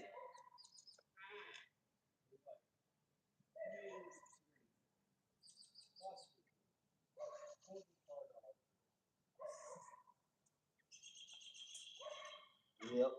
They don't bother me. They just hang out on my front porch and just waller around all the hell. It's just whatever. But I ain't petting them and I ain't feeding them because they'll never leave.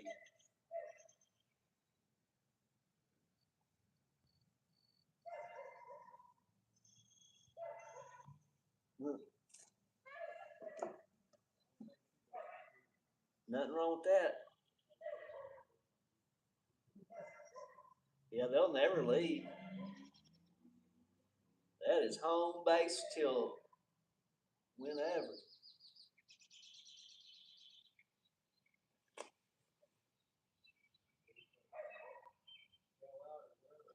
Yeah, till whenever.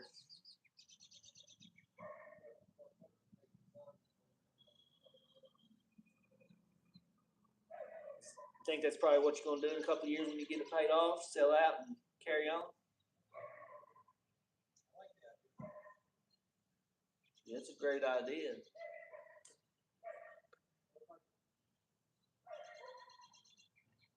You figure it out. There's a lot to think about.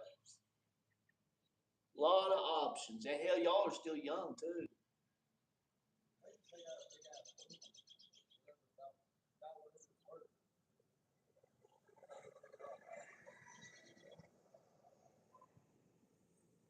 Yeah, they'll only loan up to a certain percentage of your value of it, though. They won't give you 100% of your value. Yeah, whatever it is. I just know it's not full value. They won't loan up full value.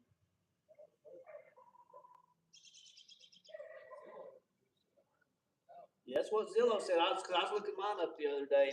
Now I seen yours. I just kind of seen what the neighborhood here is worth. That's what it showed, about 120, I think.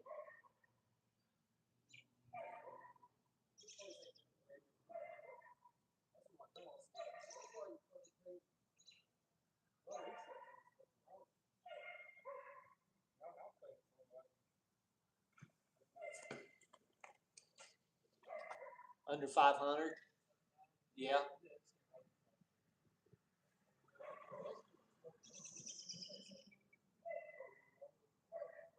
You pay so like $200 something a month in insurance. Damn.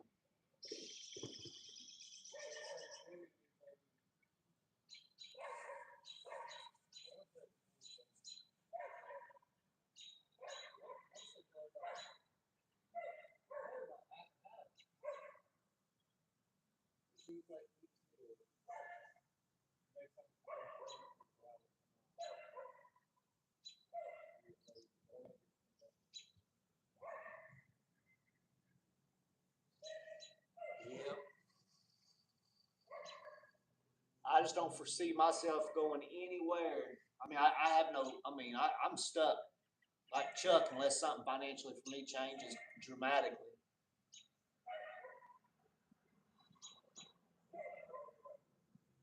No, I don't have to worry about that. But I do have to worry about putting a roof on it. You know, maintenance. I have to worry about maintenance. And it ain't like I can just go. What little change I got left over, I gotta save. I mean, that's what I say. I gotta save. I have no. I mean, I live tight, tight as probably y'all do, just so I can save a few pennies for the roof later in life. If the air conditioner goes out, hell, that's just going to be out because I'm more worried about a roof than an air conditioner. But it's all brand new, so I mean, it should last me. Yeah, I mean, it was all brand new. Yeah, it was all brand new. No, I put carpet in it. Yeah, I only put carpet in. And then I put in the bathroom. I put a shower in it. Yeah, he said he'd done like $16,000 worth of work right before I bought it.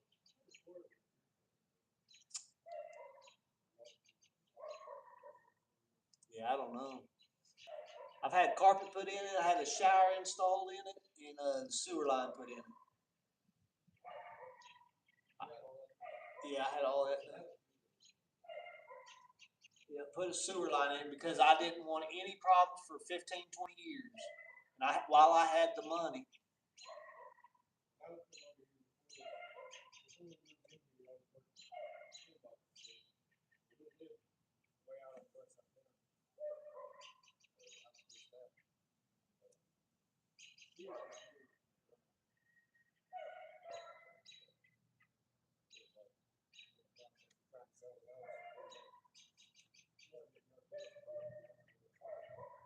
Oh, and I got all brand new water lines.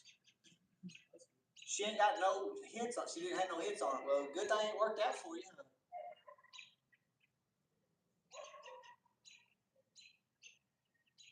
You was working at 10 box then, huh?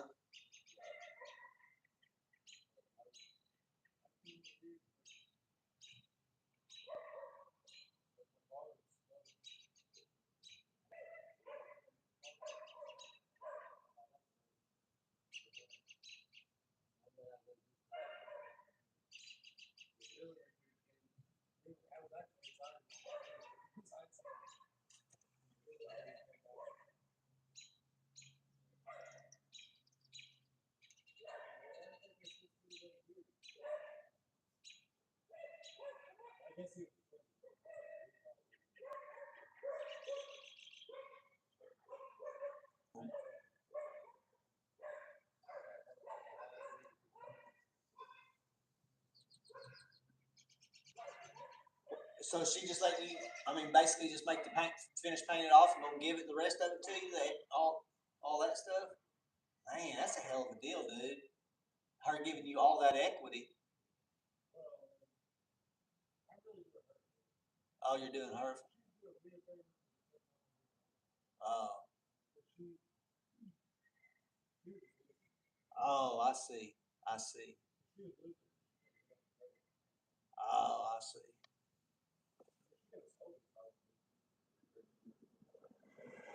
Just to get it off.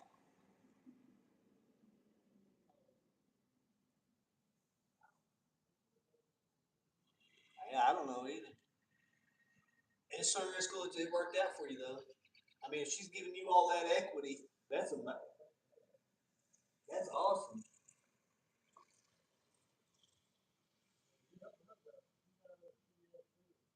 for sure. I mean, if you only owe 10,000, if it's worth 20 or 120, and even if you can only get 100 out of it, oh man, that's a lot of equity for all, that's huge.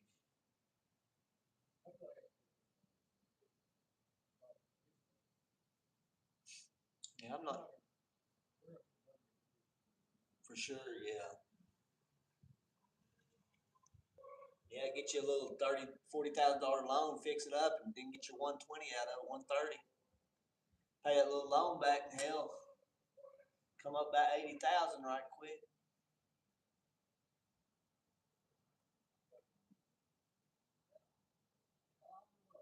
You'll figure it out. Hell, yeah, I'm telling you, you'll figure it out. You smart. You seem to be pretty smart, man. You seem to have a pretty good head on your shoulders. Right, right. You don't want the hard knocks of that life.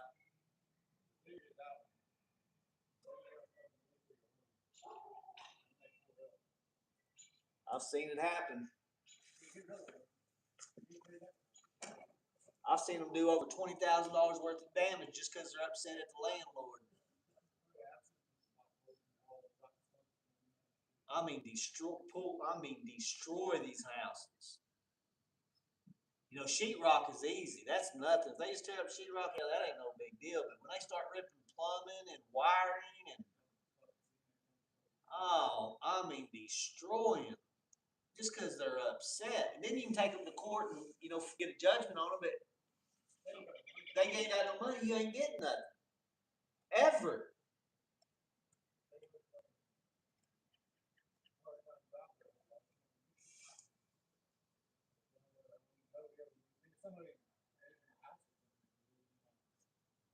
If they ever get an income tax return, you might get a little bit. Is that right? I think it may go against their driver's license. I think it's possible. If you lawyer up and push it.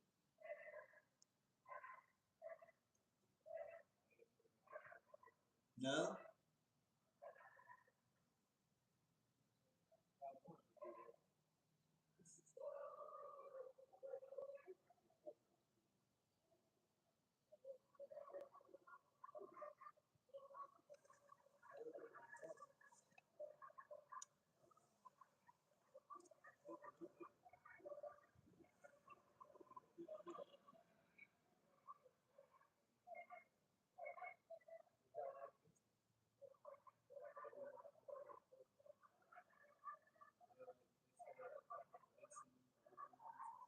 Damn.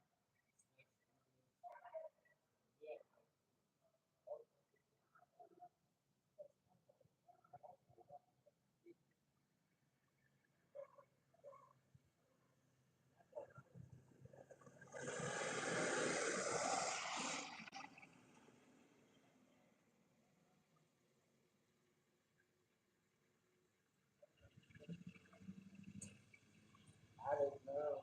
I just listen. Once they get to a certain point, like I just start listening. I can't can't tell if they do or don't other than by sound.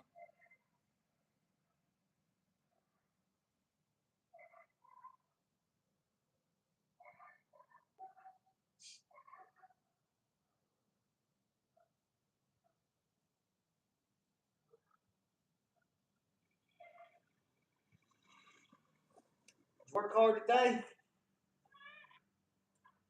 Did you enjoy it or not? That's cool.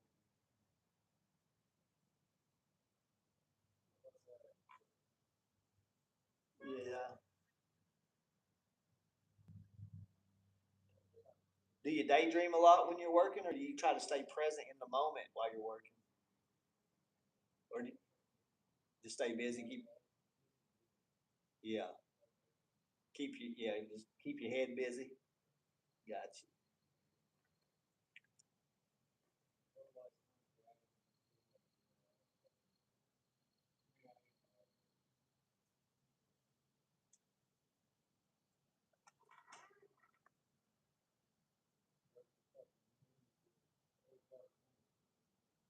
Yep.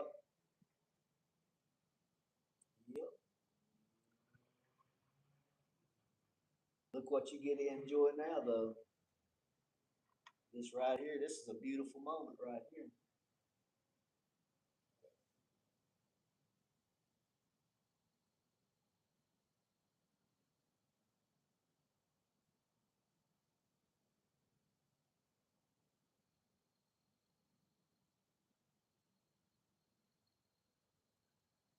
Don't get much better than this right here.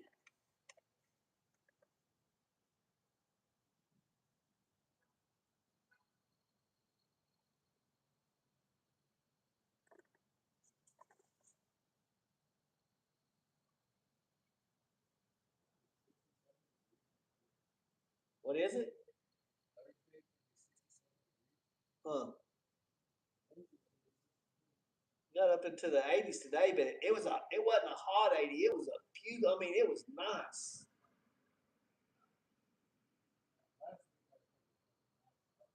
Yeah, and it was only like 79, 80 degrees. I had to go inside because I was sweating. It was 79, 80 degrees, but today was like 80 something, and it was just spectacular. Right? Oh yeah, and it's not even hot. It's not even hot yet. When it gets up there in 105, then they send you out there to get carts. Woo!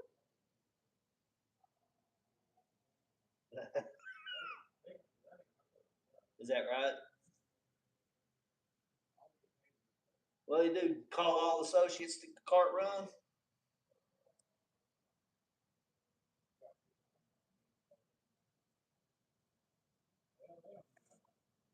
Does that lady, that older lady, still work at the in the meat department? Kind of old lady, long, like grayish hair.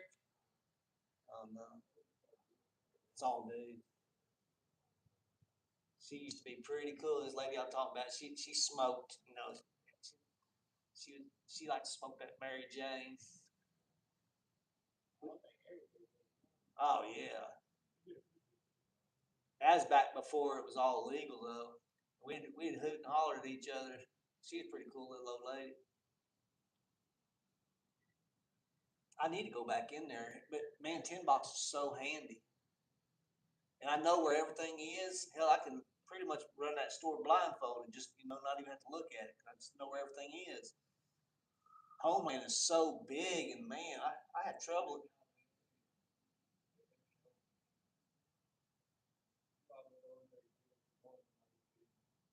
What are you saying? They're empty? Really?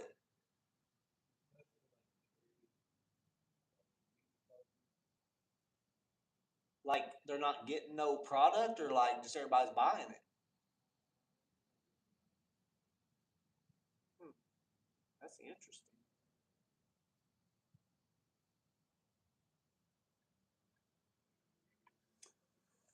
Pretty interesting.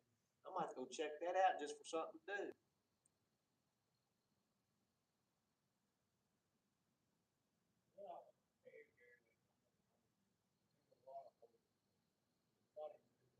Yeah, they're a lot more expensive too than like $10. I noticed, you know, a lot more expensive.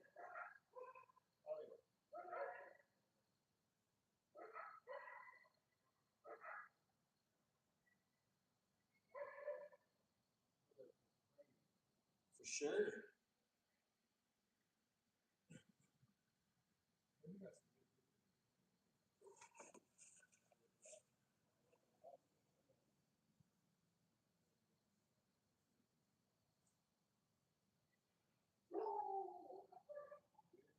Yeah.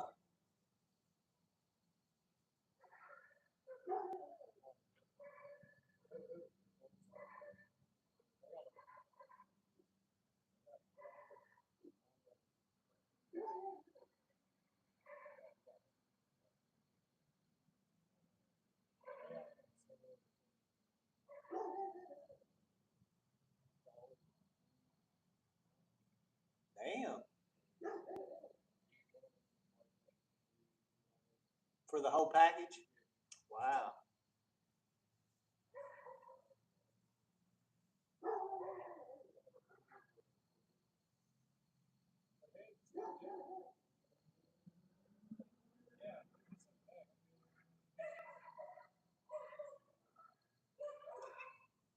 It's pretty cool.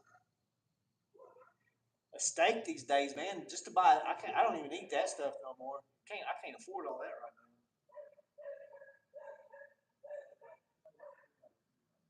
That's what I'm talking about. I mean, I can't afford that. Not these days. You know, used to you could buy a big old pound of ribeye for $15, no big deal. They're probably I don't know what they I can't afford it. I can't even afford that these days.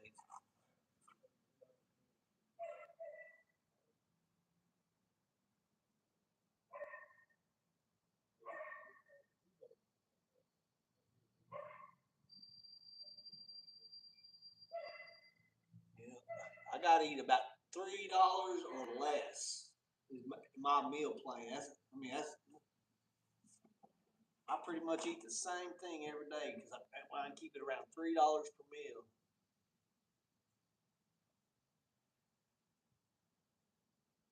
Well, I never thought I'd have to live like this. Yeah.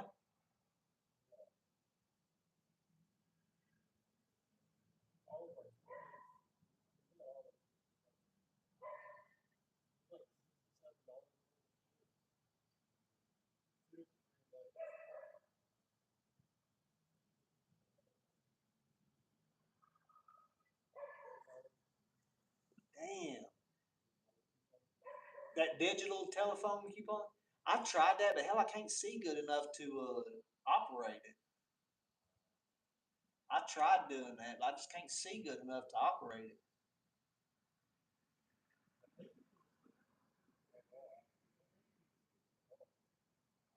Uh, I'll look into it because man, I need to buy some more. I'm about out of toothpaste.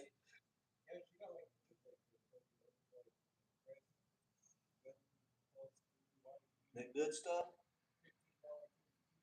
Damn. Is that how much toothpaste? I ain't. I mean,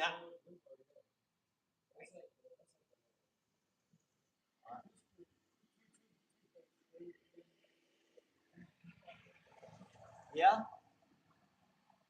Holy crap!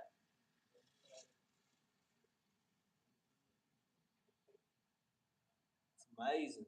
How expect? Yeah.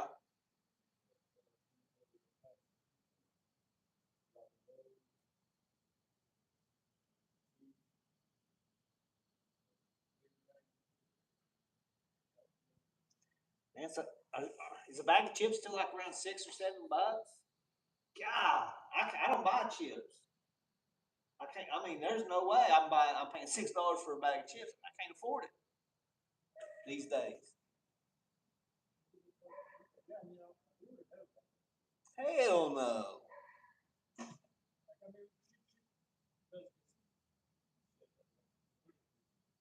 Yeah, that's great.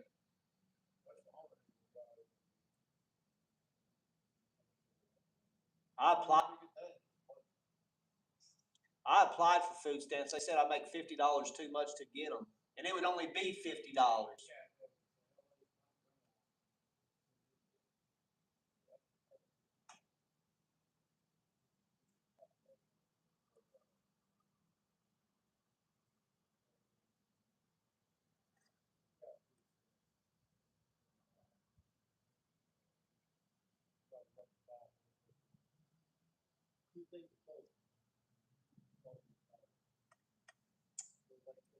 Right.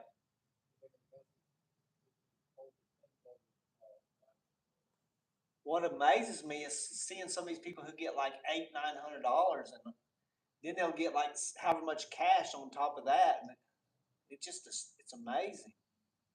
And you'll see people out there just struggling and they can't get nothing. Some folks just know how to work the system, I suppose. I'm not one of them. I do not. I don't know how.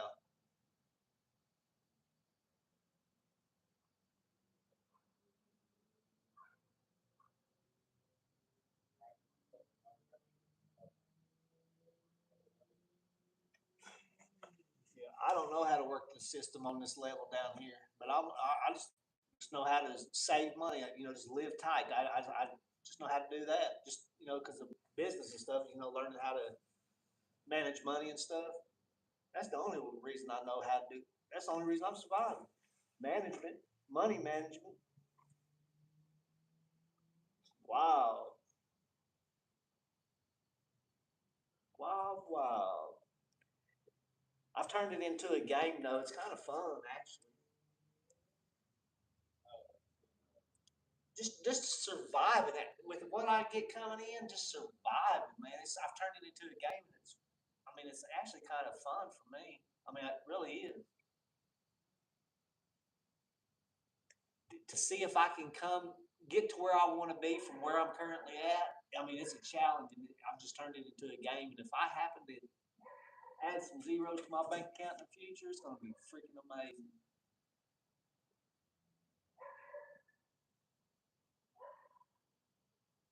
Once I learn, you know, this life is just a simulation. Once I've turned it, learned everything that I've learned, and I've turned it into the game that I think that this life is.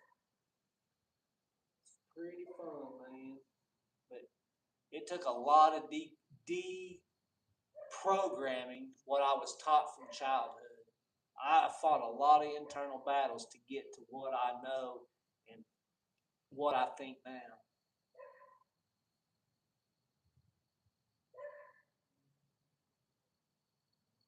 I ain't trying to change nobody's ideas, beliefs, religions. I look at life. I guarantee you, like like most people do not.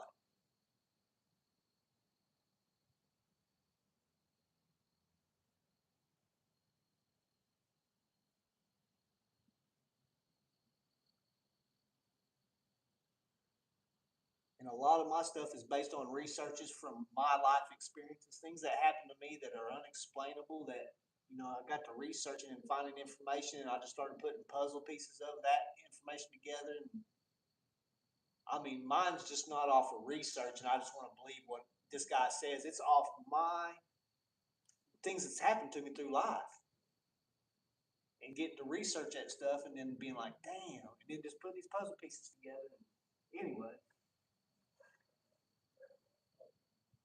yeah, it's just to me, it's just a big game. But I can, I used to think I know how other people think because I used to be one of them. But once I deprogrammed all that programming, I'm, I'm just it's a lot of work, man. It's a lot of battles, internal battles.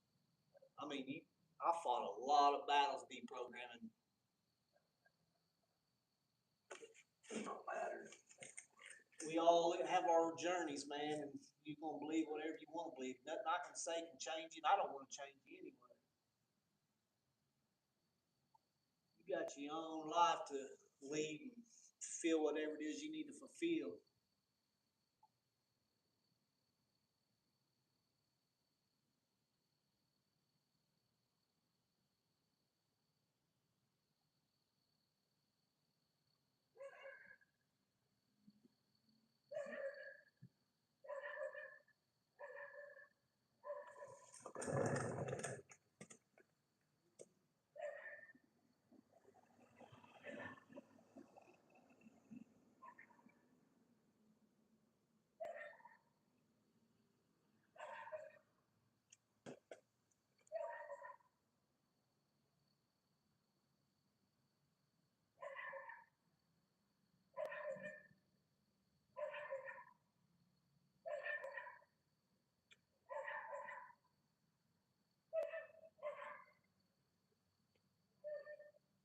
I'm gonna go inside, man. Have a good evening, Waylon. Yeah, that's about what I'm about to do. Have a good, man.